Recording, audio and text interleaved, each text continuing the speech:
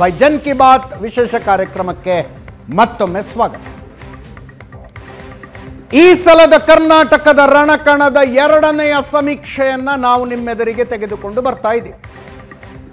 ಮೊದಲ ಸಮೀಕ್ಷೆ 20 ದಿನಗಳ ಹಿಂದೆ ಏಪ್ರಿಲ್ 14ನೇ ತಾರೀಕು ಮೊದಲ ಸಮೀಕ್ಷೆಯನ್ನ ಕೊಟ್ಟಿದ್ವಿ. ಈಗ ಎರಡನೆಯ ಸಮೀಕ್ಷೆಯ ಸಂದರ್ಭದಲ್ಲಿ 3 ಪಕ್ಷಗಳ ಕ್ಯಾಂಡಿಡೇಟ್ಗಳ ಫೈನಲ್ ಆಗಿದ್ರು. ಆದ್ದರಿಂದ ಇದು ಅಂತಿಮ ಫಲಿತಾಂಶಕ್ಕೆ ಹೆಚ್ಚು ಹತ್ತಿರದ ಸಮೀಕ್ಷೆ ಅಂತ ಹೇಳಬಹುದು. ಕ್ಲಾರಿಟಿ ಇದೆ, ಉತ್ತರ ಕೊಡ್ತಾ ಇರುವಂತಹ ಜನರಿಗೆ ಕ್ಲಾರಿಟಿ ಇದೆ. ಅದರ ಜೊತೆಗೆ ಏಪ್ರಿಲ್ 15ರಿಂದ ಮೇ 1ನೇ ತಾರೀಕಿನ ಮಧ್ಯದಲ್ಲಿ ನಡೆದಂತಹ ಸರ್ವೆ, ಆ ಸರ್ವೆ ನಡೀತಾ ಇದ್ದ ಸಂದರ್ಭದಲ್ಲಿ ಅನೇಕ ರಾಜಕೀಯ ಸ್ಥಿತ್ಯಂತರಗಳಾಗಿದೆ. ಜಗದೀಶ್ ಶೆಟ್ಟರ್ ಕಾಂಗ್ರೆಸ್ಸಿಗೆ ಹೋಗಿದ್ದರಿಂದ ಹಿಡಿದು ನರೇಂದ್ರ ಮೋದಿ ಅವರ 2 ದಿವಸದ ಕರ್ನಾಟಕ ಪ್ರವಾಸ, ರಾಹುಲ್ ಮತ್ತು ಪ್ರಿಯಾಂಕಾ ಪ್ರವಾಸ ಸೇರಿದಂತೆ ಅನೇಕ ವೇರಿಯೇಬಲ್ಸ್ಗಳಿದ್ದಾವೆ. ಅದರ ಪರಿಣಾಮ ಏನಾಗಿದೆ? ಬ್ರೇಕ್ಗಿಂತ ಮುಂಚೆ ನಿಮಗೆ ಕರಾವಳಿ ಕರ್ನಾಟಕದ ಬ್ರೇಕ್ಗಿಂತ ಮುಂಚೆ ಹಳೆ ಮೈಸೂರಿನ ಸಂಖ್ಯೆಗಳನ್ನು ತೋರಿಸಿದ್ದೀವಿ. ಒಟ್ಟು 6 ವಲಯಗಳನ್ನಾಗಿ ವಿಂಗಡಿಸಿಕೊಂಡು ಈ ಸಲ ಸಂಖ್ಯೆಗಳನ್ನು ಕೊಡ್ತಾ ಇದ್ದೀವಿ. ಮತ್ತೊಮ್ಮೆ ಕಳೆದ ಸಲದ ರೀತಿಯಲ್ಲೇ ಹಳೆ ಮೈಸೂರು, ಕಲ್ಯಾಣ ಕರ್ನಾಟಕ, ಮುಂಬೈ ಕರ್ನಾಟಕ, ಕರಾವಳಿ ಕರ್ನಾಟಕ, ಮಧ್ಯ ಕರ್ನಾಟಕ ಮತ್ತು ಗ್ರೇಟರ್ ಬೆಂಗಳೂರು, ಈ ವಲಯಗಳನ್ನು ಕೊಡ್ತಾ ಇದ್ದೀವಿ. ಬ್ರೇಕ್ಗಿಂತ ಮುಂಚೆ ಹಳೆ ಮೈಸೂರಿನ ಸಂಖ್ಯೆಗಳನ್ನು ನೋಡಿದ್ರಿ. ಈಗ ಕಲ್ಯಾಣ ಕರ್ನಾಟಕದ ಸಂಖ್ಯೆಗಳನ್ನು ನೋಡುವ ಸಮಯ. ಕಲ್ಯಾಣ ಕರ್ನಾಟಕ ಕಳೆದ ಸಲ ಬಿಜೆಪಿಯ ಪರ್ಫಾರ್ಮೆನ್ಸ್ ಅದ್ಭುತವಾಗಿತ್ತು.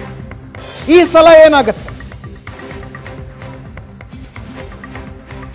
ಬೀದರ್, ಕಲಬುರಗಿ, ರಾಯಚೂರು, ಯಾದಗಿರಿ, ಬಳ್ಳಾರಿ, ವಿಜಯನಗರ, ಕೊಪ್ಪಳ. ಬೀದರ್, ಕಲಬುರಗಿ, ರಾಯಚೂರು, ಯಾದಗಿರಿ, ಬಳ್ಳಾರಿ, ವಿಜಯನಗರ, ಕೊಪ್ಪಳ 7 ಜಿಲ್ಲೆಗಳ 40 ವಿಧಾನಸಭಾ ಕ್ಷೇತ್ರಗಳು ಬರ್ತವೆ.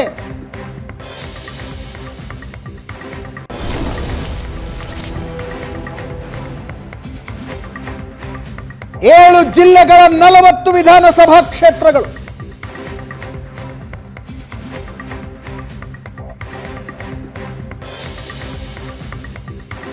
ಕಳೆದ ಸಲ ಇಲ್ಲಿ ಕಾಂಗ್ರೆಸ್ ಪರ್ಫಾರ್ಮೆನ್ಸ್ ತುಂಬಾ ಚೆನ್ನಾಗಿತ್ತು. ಈ ಸಲ ಕಾಂಗ್ರೆಸ್ ತನ್ನ ಹಿಡಿತವನ್ನ ಮುಂದುವರೆಸಿಕೊಂಡು ಹೋಗುತ್ತಾ?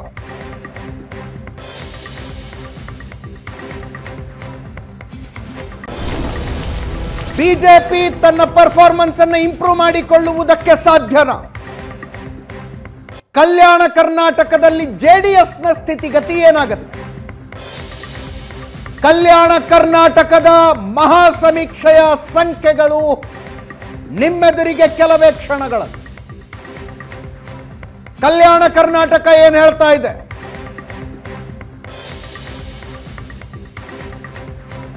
ಕಲ್ಯಾಣ ಕರ್ನಾಟಕದ ಸಂಖ್ಯೆಗಳು 7 ಜಿಲ್ಲೆಗಳ 40 ವಿಧಾನಸಭಾ ಕ್ಷೇತ್ರ ±3 ಅಂತ ಓದಿಕೊಳ್ಳಿ.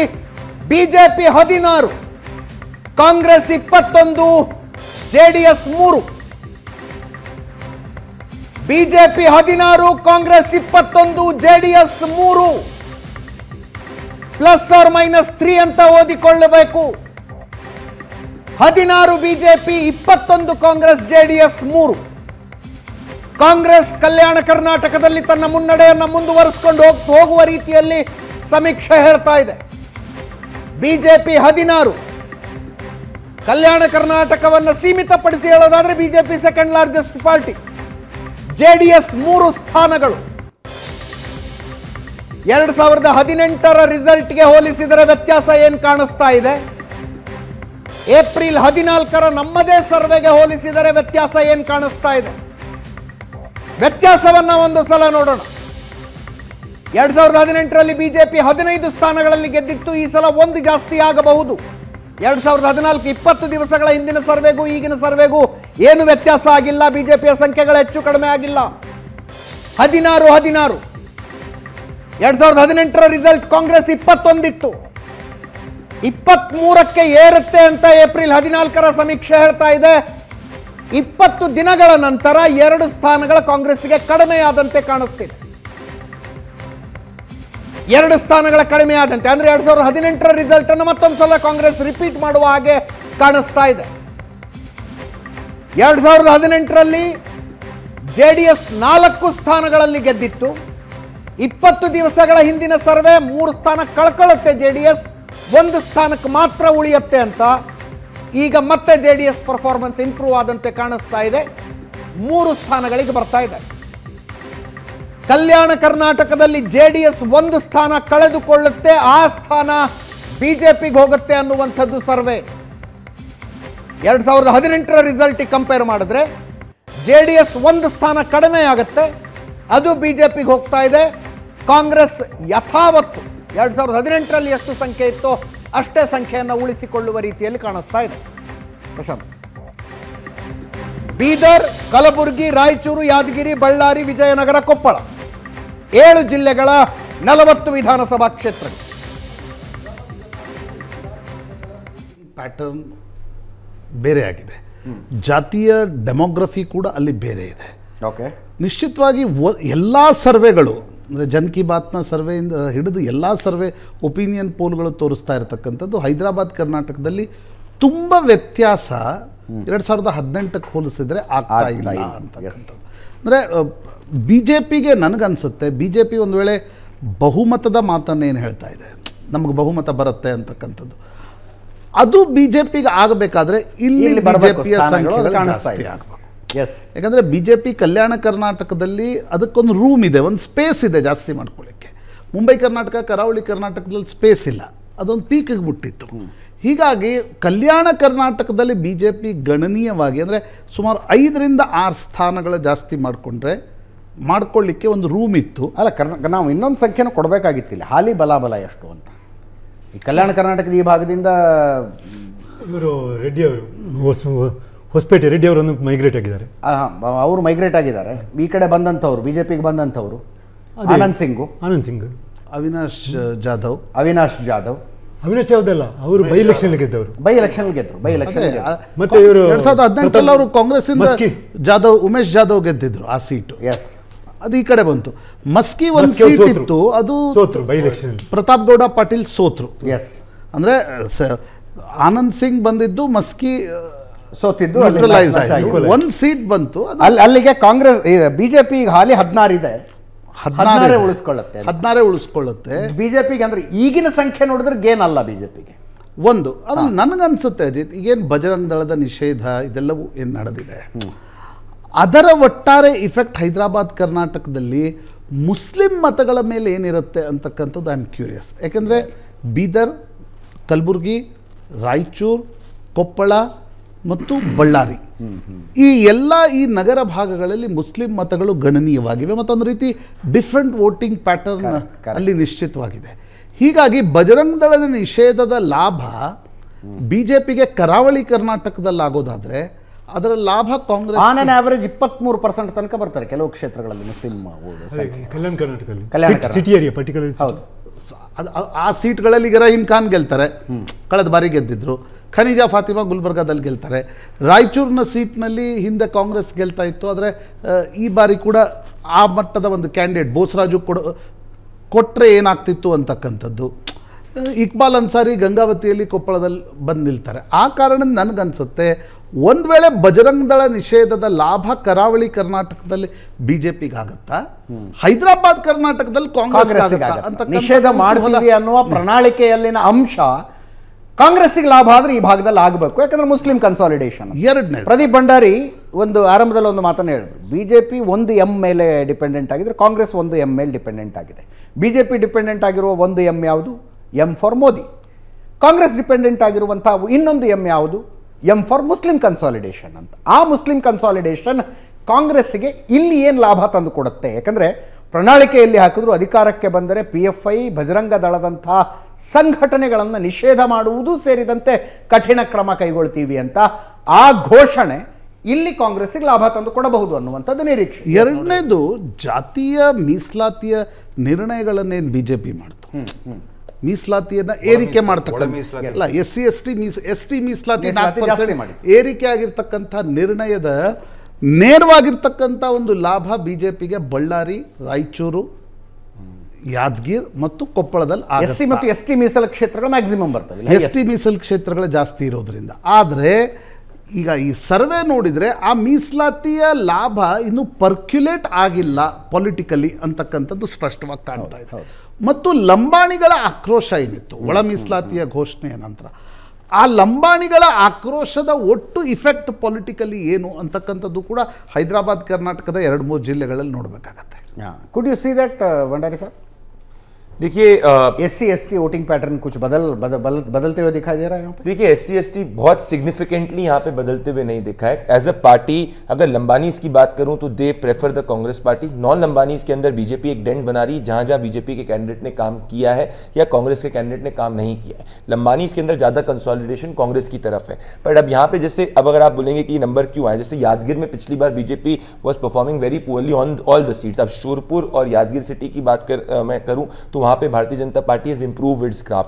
Gulbarga surprisingly BJP as a district, अगर इन सब डिस्ट्रिक्ट्स में अगर मैं बात करूं, गुलबर्गा बेलारी को अगर मैं हटा देता हूं तो गुलबर्गा, बीदर और रायचूर और यादगिर में बात करूं, Gulbarga is where the BJP का जो सेंटिमेंट है वो काफी दिन पर दिन बढ़ता हुआ दिख रहा है. एट मैनी मल्लिकार्जुन खड़गे के डिस्ट्रिक्ट होते हुए भी आइडियली अगर कांग्रेस, अगर मैं आपसे लॉजिकली दूर से अगर एक डिस्टेंस की बात करूं कि अगर कांग्रेस की पूरे कर्नाटका में वेव है पूरी तरीके से, तो कांग्रेस के नेशनल प्रेसिडेंट की district Congress should be literally sweeping. पर ऐसी स्थिति नहीं देखने को मिल रही. यहाँ पे 9 सीट्स के अंदर 4 सीटें जहाँ पे बीजेपी बहुत अच्छा चुनाव लड़ते हुए दिख रही है. So it's not a sweep there. अगर बीदर की बात करूं तो कांग्रेस बिल्कुल लीड कर रही है, पर वहां पे भी 2 सीटें जहाँ पे Bharatiya Janata party is contesting well. So overall जो प्रशांत ने बात करी, एज अ पार्टी एससी ज्यादा कांग्रेस को प्रेफर कर रहे हैं देन एसटी. एसटी के अंदर they look at the candidates work, और एससी में लंबानीज ज्यादा कांग्रेस को प्रेफर कर रहे हैं than non Lambanis. Non Lambanis are looking at Congress. देखिए राइट और लेफ्ट की अगर मैं बात करूं प्रशांत जी, तो इट ऑल लुक डिपेंड करता है लोकल कैंडिडेट के समीकरण पे. But Lambani Congress has not only given 1 ticket to Dalit left, whereas all Congress SC seats were dominated by SC right. Correct. But इस बार ಇದು ಕೂಡ ಇಫೆಕ್ಟ್ ಇರುತ್ತೆ. ಹೌದು. ಈ ಕರ್ನಾಟಕದಲ್ಲಿ ಲೆಫ್ಟ್ ರೈಟ್ ನ ಪೊಲಿಟಿಕ್ಸ್ ಎಷ್ಟು ಡೀಪ್ ಆಗಿರುತ್ತೆ ಅಂತಕ್ಕಂಥದ್ದು ಗೊತ್ತಿರತಕ್ಕಂಥ ಸಂಗತಿ. सो इसमें अजीत जी तो लार्जर चीज है. जैसे बेलारी के अंदर इनने बात करी, बेलारी के अंदर the BJP and Congress are in a neck and neck battle in the 9 seats. So it's not कि कांग्रेस की तरफ कंप्लीटली जा रहा है और इस पर जा रहा है. तो कांग्रेस जो इस रीजन के अंदर ट्रेडिशनली बढ़ रही है, more preference of SC ST votes are with the Congress. SC is more comparatively than STs, but it is not sweeping because Gulbarga के अंदर BJP is making a dent. Yadgir में 1-2 सीट पे बीजेपी लड़ाई लड़ रही है. रायचूर के अंदर ऐसी 7 में से 2 सीट पे बीजेपी लड़ाई लड़ रही है. So there and Bellary it is doing better. It is what I can say. Janardhan Reddy की नई पार्टी, देखिए जो वो कांग्रेस को फायदा होते हुए देख रही, बिकॉज कई जगह वो जो वोट्स काट रहा है उसके कारण जो है कांग्रेस पार्टी उस सीट पे लीड करते हुए दिख रही है. So that is there. So Koppal के अंदर if I am not wrong Gangavati की जो seat is there, so there he is cutting a lot of vote because of which Congress is also benefiting in that. So it's not that. See today voter is very smart Ajit ji. Voter either vote Bellary में अरुणा रेड्डी जीतने की संभावना है. देखिए नहीं, लेकिन 4 corner contest है. So I don't want to reveal every constituency, but Ajit ji एक मैं वोटर की साइकी आपको बताना चाहता हूं ग्राउंड से. वोटर किसी को या तो जीतने के लिए वोट करता है, किसी को हराने के लिए वोट करता है. With the Reddy brothers it is not either of the two. So he is not the winning candidate और very apart from 1 or 2 seat he is not. So you mean to say प्यार दोस्ती जान पहचान ऐसी कुछ चीज नहीं होती. देखिए either they will vote to make up that is how the voter is, because voter does not want to waste their vote. So either they want to be part of the winning combination or be part of somebody who can defeat the winner. Yes. That is the psyche of the voter. Shedre, Kalyana Karnataka. I almost agree with the figure. I think actually almost ಹೇಗೆ ನೀವು last time JDSಗೆ 1 ಅಂತ ಕೊಟ್ಟಿದ್ದೆ previous ಸಭೆಯಲ್ಲಿ. ಆಗ ನನಗೆ ಆಶ್ಚರ್ಯ ಆಗಿತ್ತು, ಯಾಕಂದರೆ ಕಲ್ಯಾಣ ಕರ್ಕಂಡಲ್ಲಿ ಒಂದು 3 ಸೀಟ್ ಕೊಡ್ತಾರೆ. ಯಾಕಂದರೆ ಅಲ್ಲಿ ರಿಯಲಿ ಇನ್ ಫೈಟ್ 5 ಕಾನ್ಸ್ಟೆನ್ಸಿ ಬೇಕಾದ್ರೆ ಹೆಸರು ಹೇಳ್ಬೋದಾರು ಹೇಳ್ತಾನೆ. ಯಾವ್ದು ಗೊತ್ತಾ? ಬೀದರ್, ಲಿಂಗ್ಸ್ಗೂರ್, ದೇವದುರ್ಗ, ಮಾನ್ವಿ ಆ್ಯಂಡ್ ಗುರುಮಿಟ್ಟಲ್. ಈ 5 ಕ್ಷೇತ್ರ seriously that is triangular contest in these 5 out of these 3 constituencies and one more constituency ಯಾವುದು ಸಿನ್ನೂರು ಯಾವುದು ಒಂದು ಬರ್ತಿರಬೇಕು. 6 ಕಾನ್ಸ್ಟಿಟ್ಯೂನ್ಸಿಯಲ್ಲಿ ಸಿನ್ನೂರು ಇರಬೇಕಲ್ಲ. 6 they may 50% they may win. ಅಂದರೆ ದೇರ್ ಅಟ್ ಔಟರ್ ಲುಕ್ಕಲ್ಲಿ they are number 1 it appears ನಾವು. ಈಗ ಬಂಡಪ್ರಕಾಶ್ ಅವರು ಬೀದರ್ ಫಾರ್ ಎಕ್ಸಾಂಪಲ್ ಈ ರೀತಿಯಲ್ಲಿ ನೋಡುವಾಗ ಅವರೇ they are giving very good fight. ಆ 6 ಸೀಟ್ಸಲ್ಲಿ ಅವ್ರು 3 ಸೀಟ್ಸ್ ವಿನ್ ಆಗ್ಬೋದು. So this I fully agree with Bhandarji. ಯಾಕೆ ಗೊತ್ತಾ? This may be the final result also. This is so accurately done according to me actually. ಇದರಲ್ಲಿ ಯಾವುದೇ ಇಲ್ಲ. ಮತ್ತು ಅಲ್ಲೇನು ಗೊತ್ತಾ, ಅಷ್ಟು ಸುಲಭದಲ್ಲಿ ಕ್ಯಾಂಡಿಡೇಟ್ಸ್ ಮೇಲೆ ಅಷ್ಟು ಹೋಗೋದಿಲ್ಲ, ಆ ಜಾತಿ ಆಧಾರದ ಮೇಲೆ ಓಡ್ತೆ. ಎಲ್ಲಕ್ಕೂ ಒಂದೊಂದು ಕಾಂಟ್ರಾ ಉಂಟು. ಅಲ್ಲಿ ಲಿಂಗ ಆಯಿತು, Muslims and SC/STs are dominating ದಾರೆ ಆ್ಯಕ್ಚುಲಿ, ಕುರುಬಾಸ್ ಇದ್ದಾರೆ. ಸೊ ಆಲ್ಮೋಸ್ಟ್ ಒಂದು 20% ಸಾಲಿಡ್ ಔಟ್ ಇವರಿಗೆ ಉಂಟು, ಕಾಂಗ್ರೆಸ್ಸಿಗೆ ಉಂಟು, BJPಗೂ ಉಂಟು. ಅದೇ ರೀತಿಯಲ್ಲಿ ಈ ಇವರಿಗೆ JDSನವರು ಬಿಕಾಸ್ ಆಫ್ ಕ್ಯಾಂಡಿಡೇಟ್ಸ್ ಪರ್ಫಾರ್ಮೆನ್ಸ್, ಅಲ್ಲಿ ಕ್ಯಾಂಡಿಡೇಟ್ಸ್ ಇದೆ, not because of party base, because of candidates and their aggressive campaign. ಎಲ್ಲ ಇವರು JDS ಕ್ಯಾಂಡಿಡೇಟ್ ಇದಾರಲ್ಲ, they are campaigning for the last 3 years. For example Lingsugur tough triangular contest. ಏನು ಹೇಳಿಕ್ಕೆ ಅವ್ರು ಲಿಂಗ್ಸುಗೂರಲ್ಲಿ ಅಲ್ಲಿ ಅಂತ ಸಿದ್ದು ಬಂಡಿ ಅಂತ ಯಾರೋ ಬಂಡಿ ಅಂತ ಹೇಳುವವರು. ಲಾಸ್ಟ್ ಟೈಮ್ ಈ stood second, Monappa sitting MLA from the BJP ಈ ಸ್ಟುಡ್ ಥರ್ಡ್. ಈ ಸಲ ಮುಜ್ಜಪ್ಪನ ಹಿ ಟೇಕನ್ ಮೋರ್ ಕಾಶಿಯಸ್. ಈಗ ಅವರು ಎಲ್ಲಿ ಬೆಂಗಳೂರಲ್ಲಿ ಇರುವವರು ಮಾನಪೂಜಲ್ ಅಂತ ಹೇಳಿದ್ರೆ, ಈಗ ಅವರು ಆಲ್ಮೋಸ್ಟ್ ಅಲ್ಲೇ ಇದ್ದಾರೆ. Is my friend. ಗುರುಮಿಟ್ಟಕಲ್ ಬೇರೆ ಅದು ಅವ್ರೀಗ ಇದಲ್ವಾ, ತಂದೆ ಬದಲಿಗೆ ಸಹ ಮಗನಿಗೆ ಕೊಟ್ಟರು ಸೀಟ್ ಆ್ಯಕ್ಚುಲಿ. ಮತ್ತು ಇದರಲ್ಲಿ ಸಹ ನಿಮ್ಮ ದೇವದುರ್ಗದ ಲೇಡಿ ಕರಿಯಮ್ಮ ಏನಂತ ಲೇಡಿ ಅಂತೇಳಿ, ಆಕೆನೂ 3 years ಫೀಲ್ಡಲ್ಲಿ ಇದ್ದಾರಂತೆ. ಸೊ ಅವ್ರಿಗೇನು ಗೊತ್ತಾ, ಒಂದು ಇಲ್ಲಿ ಗೆಲ್ಲೇಬೇಕು ಅಂತ ಹಠ ಹಿಡಿದಿದ್ದಾರೆ. ಸೊ ಅವರಿಗೆ ಏನಾದರೂ ಹಳೆ ಮೈಸೂರು ಬಿಟ್ಟರೆ ಜಾಸ್ತಿ ಸೀಟ್ ಯಾರಿಗಾದ್ರೂ JDS ಬರುವುದೇ ಕಲ್ಯಾಣ ಕರ್ನಾಟಕ. ಸರ್ ನೋಡಿ, ಈ ಮೋದಿ ಅಮಿತ್ ಶಾ ಕಾರ್ಪೆಟ್ ಬಾಂಬಿಂಗು ಎಲ್ಲಾದರೂ ಪರಿಣಾಮಕಾರಿಯಾಗಿ ಫಲ ಕೊಡುತ್ತೆ ಅಂತಂದರೆ ಕಲ್ಯಾಣ ಕರ್ನಾಟಕದಲ್ಲಿ. ಅಲ್ಲಿ ನಿಮಗೆ ಅವರ ಹಿಂದಿ ಭಾಷಣದ ಅನುವಾದದ ಅಗತ್ಯ ಇಲ್ಲ. ಅಲ್ಲಿ ಉರ್ದು ವ್ಯಾವಹಾರಿಕ ಭಾಷೆ, ಉರ್ದು ಮತ್ತು ಹಿಂದೂಸ್ತಾನಿ. ಖರ್ಗೆ ಅವರು ರಾಷ್ಟ್ರಮಟ್ಟದಲ್ಲಿ ಅವ್ರು ಮಿಂಚಲಿಕ್ಕೆ ಕಾರಣವಾಗಿದ್ದೆ. ಅಲ್ಲಿಗೆ ಹೋದ ತಕ್ಷಣ ಅವ್ರಿಗೆ ಹಿಂದೂಸ್ತಾನಿ ಸರಾಗವಾಗಿ ಮಾತೃಭಾಷೆ ಅಷ್ಟೇ ಸುಲಲಿತವಾಗಿ ಮಾತಾಡ್ತಾರೆ. ವಿಶೇಷವಾಗಿ ಯಾದಗಿರಿನ ಟಾರ್ಗೆಟ್ ಮಾಡಿ ಪದೇ ಪದೇ ಪದೇ ಮೋದಿಯವರು ಅದನ್ನು ಆಸ್ಪಿರೇಷನಲ್ ಡಿಸ್ಟ್ರಿಕ್ಟ್ ಅಂತ ತೊಗೊಂಡ್ರು. ಲಂಬಾಣಿಗಳಿಗೆಲ್ಲ ಹಕ್ಕುಪತ್ರ ವಿತರಣೆ ಮಾಡಲಿಕ್ಕೆ ಹೋದರು. ಬೇರೆ ಬೇರೆ ರೀತಿಯಲ್ಲಿ ತಮ್ಮ ಸಂದೇಶ ತಲುಪಿಸೋ ಪ್ರಯತ್ನ ಮಾಡಿದ್ದಾರೆ. ಮೊನ್ನೆ ಕೂಡ ಹುಮನಾಬಾದ್ ಸಭೆಯಲ್ಲಿ ಲಂಬಾಣಿ ಸಮುದಾಯದ ಓಟ್ ಮೇಲೆ ಅದು ನಿಮ್ಮ ಜೊತೆ ಹೇಳ್ಬಿಟ್ರು ಅಮಿತ್ ಶಾ. ಇದು ಭಾಳ ತಡವಾಗಿ ಮಾಡಿದ್ವಿ, 1 ವರ್ಷ ಮುಂಚೆನೇ ಮಾಡಬೇಕಾಗಿತ್ತು. ಈ ಮೀಸಲಾತಿ ಈ ಪರಿವರ್ತನೆ ಏನಿತ್ತು 1 ವರ್ಷ ಮುಂಚೆನೇ ಮಾಡಿದ್ರೆ ಇಷ್ಟೊಂದು ಕಾಲ ಸಿಂಕ್ ಆಗ್ತಾ ಇತ್ತು. ಒಳ ಮೀಸಲಾತಿ ನಿಜಕ್ಕೂ ಎಡ ಸಮುದಾಯದವ್ರಿಗೆ, ದಲಿತರಲ್ಲಿ ಎಡ ಸಮುದಾಯದ 32 ವರ್ಷಗಳ ಬೇಡಿಕೆ ಆಗಿತ್ತು. ಬಟ್ ಇದನ್ನೊಂದು 6 ತಿಂಗಳು ಮುಂಚೆ ಮಾಡಿದರೆ ಅದು ಅವ್ರ ಬಹುಶಃ ಅವ್ರ ಮನಸ್ಸಿನಲ್ಲಿ ಹಿಡಿತಾ ಇತ್ತು. ಈಗ ಹಾಗಾಗಿಲ್ಲ, ಭಾಳ ತಡ ಆಯಿತು. ಅಮಿತ್ ಶಾ ಅವ್ರು ಹೇಳಿದ್ದು ಕರೆಕ್ಟು. ಆದರೂ ಕೂಡ ಮೋದಿ ಮತ್ತು ಅಮಿತ್ ಶಾ ಭಾಷಣಗಳು ಎಲ್ಲಾದರೂ ಪರಿಣಾಮ ಬೀರೋದರೆ ಈ ಭಾಗದಲ್ಲೇ ಉರ್ದು ಸ್ಪೀಕಿಂಗ್ ಬೀದರ್, ಗುಲ್ಬರ್ಗ, ರಾಯಚೂರು ಡಿಸ್ಟ್ರಿಕ್ಟು. ಆಮೇಲೆ ಈ ಜನಾರ್ದನ್ ರೆಡ್ಡಿ ಏನು ಬಿತ್ತನೆ ಮಾಡಿದಾರೆ ಗಂಗಾವತಿಯಲ್ಲಿ ಹೋಗ್ಬಿಟ್ಟು ಬೀಜ ಬಿತ್ತಿದ್ದಾರೆ, ಅದು ಕೊಪ್ಪಳ ಮತ್ತು ಬಳ್ಳಾರಿಯಲ್ಲಿ ಎಷ್ಟರ ಮಟ್ಟಿಗೆ ಪರಿಣಾಮ ಬೀರ್ಲಿಕ್ಕೆ ಸಾಧ್ಯ? ಯಾಕಂದ್ರೆ ನನ್ನ ಸ್ನೇಹಿತರು ಹೇಳಿರೋದು ಗಂಗಾವತಿಯಲ್ಲಿ ಮುಸ್ಲಿಂ ಸಮುದಾಯದ ಎಲ್ಲ ದರ್ಗಾಗಳು, ಮೌಲ್ವಿಗಳು, ಮುಲ್ಲಾಗಳು ಎಲ್ಲರನ್ನು ಫಸ್ಟ್ ಅವರು ಟಾರ್ಗೆಟ್ ಮಾಡಿದ್ದು. ಅವ್ರನ್ನ ಜನಾರ್ದನ್ ರೆಡ್ಡಿಯಲ್ಲಿ ಕಾಲಿಟ್ಟ ತಕ್ಷಣ ಅವರು ಇಕ್ಬಾಲ್ ಅನ್ಸಾರಿ ಹೆದರ್ಕೊಂಡಿದ್ದು ಅದರಿಂದನೇ. ಈತ ಬಂದ್ಬಿಟ್ಟು ಏನಪ್ಪ ನಮ್ಮ ಬಾಂಧವ್ರನ್ನೆಲ್ಲ ಹಿಡ್ಕೊಂಡ್ಬಿಟ್ಟಿದ್ದಾರೆ ಅಂತಂದ್ಬಿಟ್ಟು. ಸೊ ಇದೊಂದು ನಿಗೂಢತೆಯನ್ನು ಸೃಷ್ಟಿ ಮಾಡಿಬಿಟ್ಟಿದೆ. ಕೊಪ್ಪಳ ಮತ್ತು ಬಳ್ಳಾರಿ ಫಲಿತಾಂಶಕ್ಕೆ ಜನಾರ್ದನ್ ರೆಡ್ಡಿ ಫ್ಯಾಕ್ಟ್ರಿ ಎಷ್ಟು ಮಟ್ಟಿಗೆ ಒಳಸುಳಿ ಥರ ಕೆಲಸ ಮಾಡುತ್ತೆ, ನನಗೂ ಕೂಡ ಕುತೂಹಲ. ಒಂದು ಪ್ರಶ್ನೆ ನನ್ನ ಪ್ರದೀಪ್ भंडारी जी, जब हमने हैदराबाद कर्नाटक का एक आकलन किया था तो most of the Congress MLAs के खिलाफ एक लोकल एंटी इनकम्बेंसी काम करा था. बट वाई, मतलब क्या BJP इसको वोट से सीट कन्वर्ट नहीं कर पा रही है, या Congress MLA is winning because of the higher margin last time? There are two things, again Prashant ji, the concept has to be applied the similar which I said. So if the Congress candidate has not worked on the ground, in that scenario the BJP candidate wins a seat provided there is a much better alternative than the last one, or the caste composition is not heavily in favor of the Congress party. So at many seats in this belt SCs and STs constitute significantly, which is there. So us belt ke andar till the time the BJP does not make a dent of 55-60% vote, it reduces the margin but does not convert it into winning seats. That is the precise reason. The fact, see, this is the BJP can increase in Hyderabad, Karnataka from here. That is a possibility which the gentleman here was saying. But at this moment, it is not the situation which is there. So again, the catch here is, Prashant ji, that either the margin reduces or the seat converts on those places where the caste composition is not heavily in the favor of the Congress party. So that cannot be completely denied, which is there. No, I'm curious to know whether seats are interchanging or the sitting MLA. Yes. That is one more thing.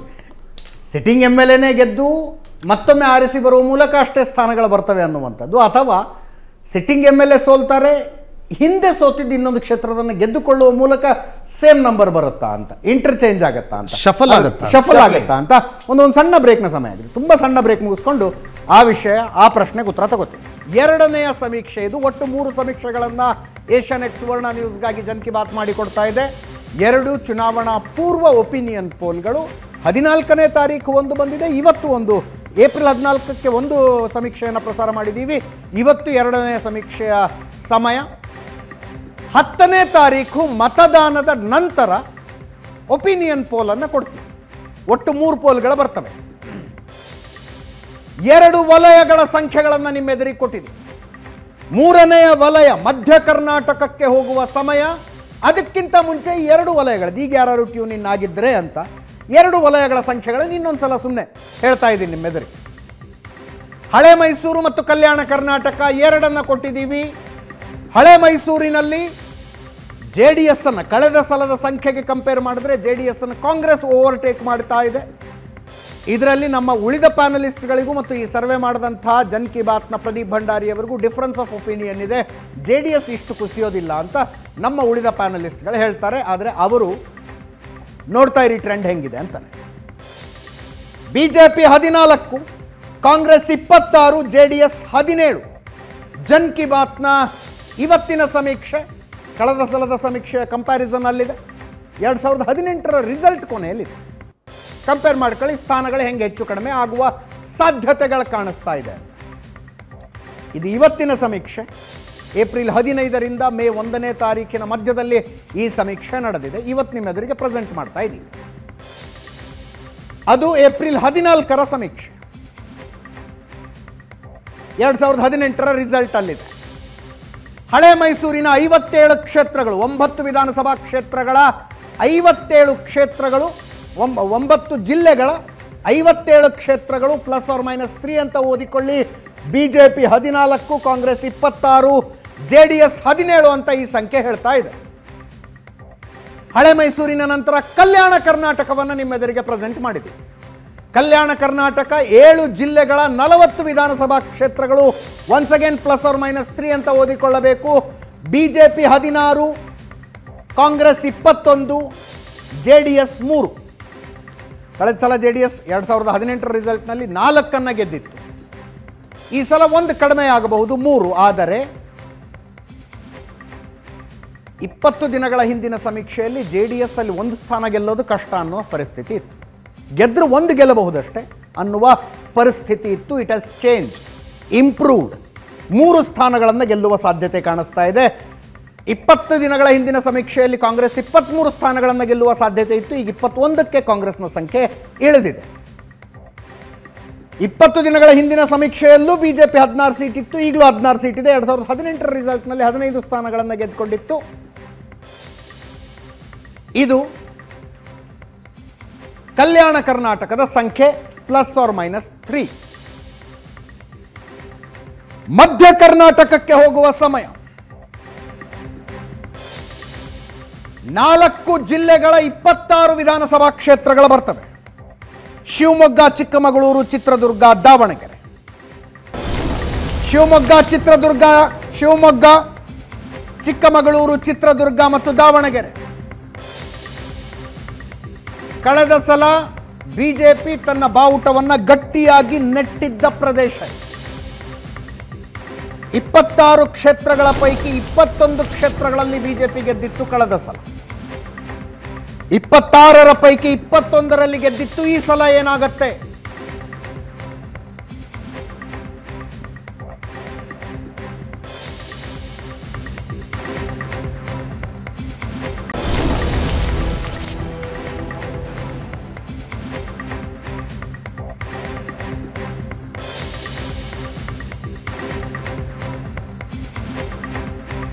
ಜಿಲ್ಲೆಗಳ 26 ಕ್ಷೇತ್ರಗಳನ್ನು ಸೇರಿಸಿ ಮಧ್ಯ ಕರ್ನಾಟಕ ಅಂತ consider ಮಾಡ್ತೀವಿ. ಇದರಲ್ಲಿ ಶಿವಮೊಗ್ಗ, ಚಿಕ್ಕಮಗಳೂರು, ಚಿತ್ರದುರ್ಗ, ದಾವಣಗೆರೆ ಜಿಲ್ಲೆಗಳ ಬರ್ತವೆ.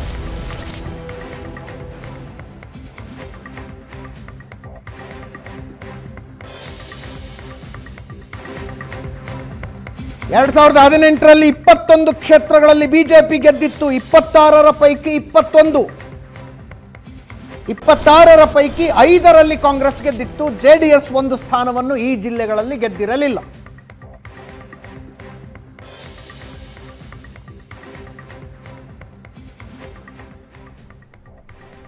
Pradeep, do you think in any drastic change in the देखिए these four districts of this region? मैं ये सेंट्रल कर्नाटका पे ये कहना चाहता हूँ कि इस इलेक्शन में जो एक नेल बाइटर इलेक्शन है, इसमें अगर एक थोड़ा मार्जिनल चेंज भी होता है तो पार्टीज को इम्पैक्ट पड़ता है। अगर एक ड्रास्टिक चेंज चाहिए अगर होगा तो वो आइदर ऑफ द पार्टी के फेवर में एब्सोल्यूट मेजॉरिटी स्वीप की तरफ जाएगा। बट एक इलेक्शन जहाँ पे लड़ाई सीट वाइज है, जैसे प्रशांत बात कर रहे हैं, जो ग्राउंड पे भी रिफ्लेक्ट हो रहा है, जहाँ पे कोई नैरेटिव लेस इलेक्शन पर से है, जहाँ पे बीजेपी कैपिटल है मोदी जी के ऊपर निर्भर है, कांग्रेस मुस्लिम कंसोलिडेशन पर निर्भर है, वहाँ पे 1-2 सीट करके भी अगर गेन होता है किसी पार्टी के लिए तो एंड टैली पे काफ़ी इंपॉर्टेंट रोल प्ले करता है। तो इस जिले के अंदर ज़्यादा चांसेस जो है, अगर मैं सेंट्रल कर्नाटका की बात करूं, जितना कांग्रेस इसमें गेन करे उतना कांग्रेस के लिए बेहतर है, और जितना बीजेपी ऊपर करे वो अपनी जो हैदराबाद कर्नाटका जहां से कांग्रेस लीड कर रही है, BJP cannot go further than 2018।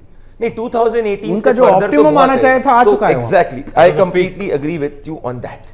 Now BJP उससे कितना करीब रहती है ये बीजेपी के लिए देखना है। That is what it is. So say districts like Shivamogga, जहां पिछली बार 6 सीट आई थी, क्या वो उससे कितना करीब रह पाती है। अगर मैं चिकमंगलूर की बात करूं, जहां पे वो 4 सीट पे it is in real contest भारतीय जनता पार्टी, तो क्या वो 3 पे रहती है, 4 कन्वर्ट कर पाती है, कितने कन्वर्ट कर पाती है, देखना होगा। सो ये दोनों जिले जो हैं बीजेपी के, अगर मैं इस डिस्ट्रिक्ट की बात करूं तो ये दोनों जिले जो हैं this is very important for the BJP. यहाँ पे वो अपना 2018 का परफॉर्मेंस एग्जिट के दिन पे या वोटिंग के दिन पे रिपीट भी कर सकती है। अभी की स्थिति नहीं है। That is what it is there. These are the 2 districts where it has the ability to do well on the 10th, very well on the 10th। अभी की स्थिति के अंदर कांग्रेस को देखना है कि कितना इस जिले के अंदर ऊपर आ पाती है और बीजेपी कितना उस पीक के अराउंड होल्ड कर पाती है। Now we are coming to Lingayat majority districts. Slowly from here आप जैसे कित्तूर कर्नाटक की तरफ आएंगे, वो तो पूरा है। Correct. Here considerable number of Lingayat votes in each constituency. Absolutely. Jagdish Shettar को I mean बीजेपी से बाहर जाना, लक्ष्मण सवदी को जाना, देखिए, is it impacting these voters anyway?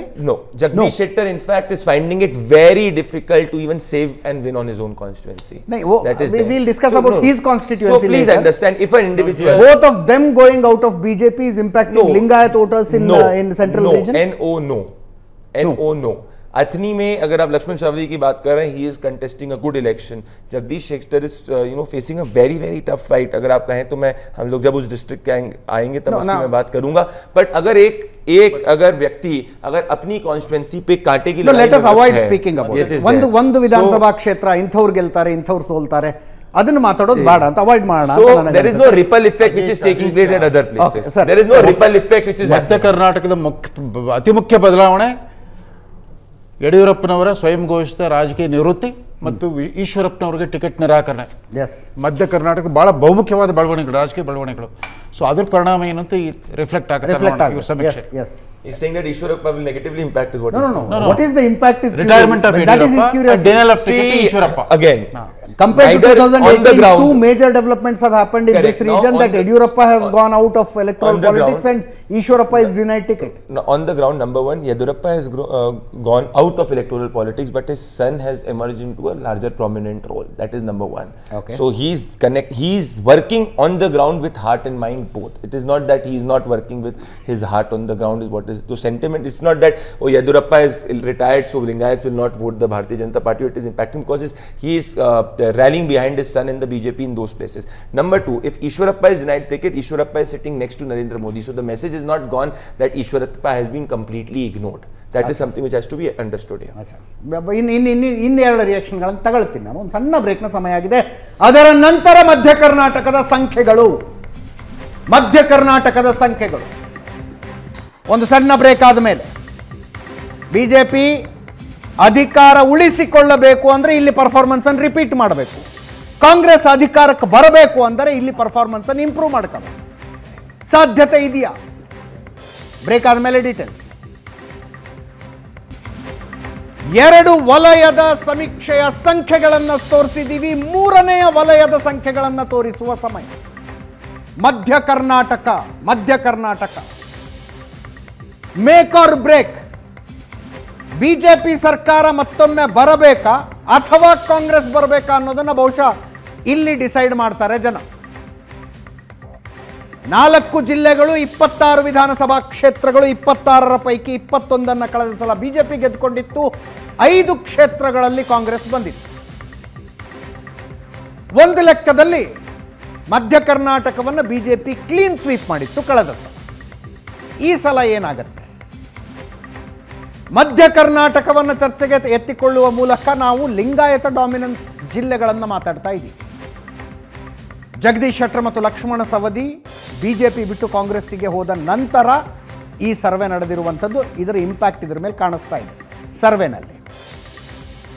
Pradeep Bhandari ಹೇಳಿದ್ರು ಜನ್ ಕಿ ಬಾತ್ನ ಪರವಾಗಿ ಸರ್ವೆ ನಡೆಸಿದಂಥವರು ಜಗದೀಶ್ ಶೆಟ್ಟರ್ ಮತ್ತು ಲಕ್ಷ್ಮಣ ಸವದಿ ಅವರದ್ದು ಇಂಪ್ಯಾಕ್ಟ್ ಏನೂ ಆಗಿಲ್ಲ ಇಲ್ಲಿ ಅಂತ.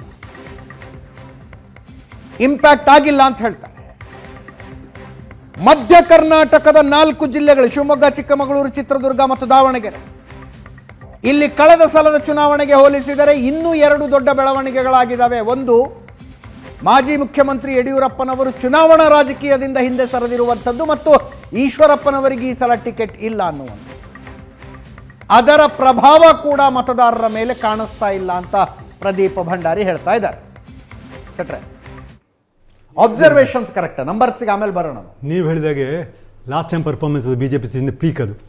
ಔಟ್ ಆಫ್ 26 ಸೀಟ್ಸಲ್ಲಿ 21 seats except Harihara, Sringeri, Challakere, Bhadravati and Davanagere south, ಈ 5 ಕ್ಷೇತ್ರಗಳನ್ನು ಬಿಟ್ಟು ಉಳಿದ ಎಲ್ಲ ಕ್ಷೇತ್ರಗಳನ್ನು ಗೆದ್ದಿದ್ದಾರೆ. ಈ ಸಲನೂ ಇವರಿಗೆ ಭದ್ರಾವತಿ ಮತ್ತು ಆಡಿದ ಪ್ರತಿ ಮ್ಯಾಚಲ್ಲೂ ಸೆಂಚುರಿ ಹೊಡಿಯೋಕ್ಕಾಗಲ್ರಿ. ಆಡಿದ ಪ್ರತಿ ಮ್ಯಾಚಲ್ಲೂ ಸೆಂಚುರಿ ಹೊಡಿಯೋಕ್ಕಾಗಲ್ಲ. ಬಟ್ ಸೆಂಚುರಿ ಹೊಡಿಯೋರು 91 ಆದವರು ಇದ್ದಾರಲ್ಲ, ಅವರನ್ನು ಹೊಡಿಲಿಕ್ಕೆ ಆಗುದೇ ಇಲ್ಲ, ಬೌಲ್ ಮಾಡ್ಲಿಕ್ಕೆ ಆಗುದೇ ಇಲ್ಲ. 91 ಹೊಡೆದವರು ಯಾರು? ನಮ್ಮ ಶಿವಶಂಕರಪ್ಪ. ಸೊ ಅದೊಂದು ಅನ್ಬಿಟನ್, ಆಲ್ವೇಸ್ ಅನ್ಬಿಟನ್. ಅದು ಓಪನಿಂಗ್ ಬಂದವರು ಇನ್ನೂ ಆಡ್ತಾನೇ ಇದ್ದಾರೆ. ಅವರು ಸ್ಟಿಲ್ ಈಸ್ ನಾಟ್ ಔಟ್. ಹಾಗೆ so but what about winning the 21 ಸೀಟಲ್ಲಿ ಅವ್ರು ಎಷ್ಟು ಸೀಟ್ ಕಳ್ಕೊಳ್ತಾರೆ ಅಂತ. ಕೆಲವು ಕ್ಷೇತ್ರಗಳಂತೂ ನಾವು ಓಪನ್ ಆಗಿ ನೋಡ್ತೀವಿ. ಒಂದು 2-3 ಕ್ಷೇತ್ರ ನಾವು ಹೆಸರು ಹೇಳಲಿಕ್ಕೆ ಆಗೋದಿಲ್ಲ, ಆಗ ಹೇಳೋದಿಲ್ಲ. 2-3 ಕ್ಷೇತ್ರಗಳು ಕಳ್ಕೊಳ್ಳೋ ಎಲ್ಲ ಲಕ್ಷಣಗಳು ಕಾಣ್ತಾ ಕೋಡಪ್ಪು ಇದು ಎಥಿಕ್ಸ್ ಅದು ಬೇಡ ಬಿಟ್ಟು. ಸೊ ಹಾಗೆ ಅದನ್ನು ರಿಟೈನ್ ಮಾಡ್ತಾರೆ. 21 again they repeat their performance of 21. It's once again a good achievement of the BJP actually. ಮತ್ತು ನೀವು ಜಗದೀಶ್ ಶೆಟ್ಟರ್ ಫ್ಯಾಕ್ಟ್ರಿ ಹೇಳಬೇಕಿದೆ. ಇದೆಲ್ಲ ಫ್ಯಾಕ್ಟ್ರಿ ನಾವು ಹಿಂದೆ ಚರಿತ್ರೆಯಲ್ಲಿ ನೋಡಿದ್ದೇವೆ. ಯಾರು ಬಿಜೆಪಿಯನ್ನು ಬಿಟ್ಟು ಹೋಗಿದಾರಾ ಅವರೆಲ್ಲ ಬಿಜೆಪಿ ವಾಪಸ್ ಹೋಗಿದ್ದಾರೆ. Take an example of Madan Lal ಕುರಾಲ from Delhi, Kalyan Singh from UP, Uma Bharati from Madhya Pradesh, R Keshubhai Patel from Gujarat, Yediyurappa from Karnataka. 5 ಜನ ಚೀಫ್ ಮಿನಿಸ್ಟರ್ ಆದವರು ಪಾರ್ಟ್ ಬಿಟ್ಟು ಹೋದವರು ಹೊರಗೆ ವಾಪಸ್ ಬಂದಿದ್ದಾರೆ. ಜಗದೀಶ್ ಶೆಟ್ಟಿ ಅವರು ಕೂಡ Jagadish Shettar chief minister 6th man ಹೋಗಿದ್ದಾರೆ, ಅವರು ಹಿಂದಕ್ಕೆ ಬರ್ತಾರೆ. ಈಗ ಅವರೇನು ಕಾಂಗ್ರೆಸ್ ಡೆಫಿನೆಟ್ಲಿ ಹಿಂದಕ್ಕೆ ಬರ್ತಾರೆ. ಅವ್ರು ಕಾಂಗ್ರೆಸ್ ಪ್ರೀತಿ ಮೇಲೆ ಹೋಗಲ್ಲ. For the time being he wanted the shelter. Actually he wanted to win the constituency. ಆ ವಿನ್ ದಿ ಕಾನ್ಸ್ಟಿಟ್ಯೂನ್ಸಿ ಆದರೆ the secured vote of Congress vote is there. Kalyan Singh BJP ಬಿಟ್ಟು ಹೋದ ನಂತರ ಉತ್ತರ ಪ್ರದೇಶದಲ್ಲಿ ಬಿಜೆಪಿ ಮಗಚಿತು. ಕರ್ನಾಟಕದಲ್ಲಿ ಯಡಿಯೂರಪ್ಪನವರು ಬಿಟ್ಟು ಹೋದ ನಂತರ ಬಿಜೆಪಿ ಏನಾಗುತ್ತೆ ಅಲ್ಲ, ನಾನು ಏನು ಯಾವ ಪಾಯಿಂಟ್ ಹೇಳಿದ್ರೆ ಪಾಸ್ಟ್ ಬಿಜೆಪಿ ಸಿಎಂ ಯಾರೆಲ್ಲ ಬಿಟ್ಟು ಹೋಗಿದಾರ ಅವರು ಪುನಃ ಮಾತ್ರ ಪಕ್ಷಕ್ಕೆ ಬಂದಿದ್ದಾರೆ. ಯಾರು ಎಕ್ಸಾಮ್ಷನ್ 6 ಜನರು ಬಂದಿದ್ದಾರೆ. ಇವರು 7ನೇ ಅವರಿಗೆ ನಮ್ಮ ಜಗದೀಶ್ ಶೆಟ್ಟರ್ ಅವರು ಡೆಫಿನೆಟ್ಲಿ ಬರ್ತಾರೆ. ಯಾಕೆ ಗೊತ್ತಾ, ಇದಾಗಲ್ಲ ಕಾಂಗ್ರೆಸ್ ಇದ್ದವ್ರಿಗೆ ಮೋರವರವರೇ ಬೇರೆ ಪಾರ್ಟಿ ಕಟ್ಟಿಕೊಂಡವರು, ಅವರಿಗೆ ಬಾರಿ ಈಸಿ ಬರಲಿಕ್ಕೆ. ಇವರಿಗೂ ಕಾಂಗ್ರೆಸ್ ಬಿಟ್ಟು ಇವರು ಕಾಂಗ್ರೆಸ್ ಸಂಸ್ಕೃತಿ ಅದರೊಟ್ಟಿಗೆ ಇರಲಿಲ್ಲ, ಬೆಳೆದವರೆಲ್ಲ ಇವರು.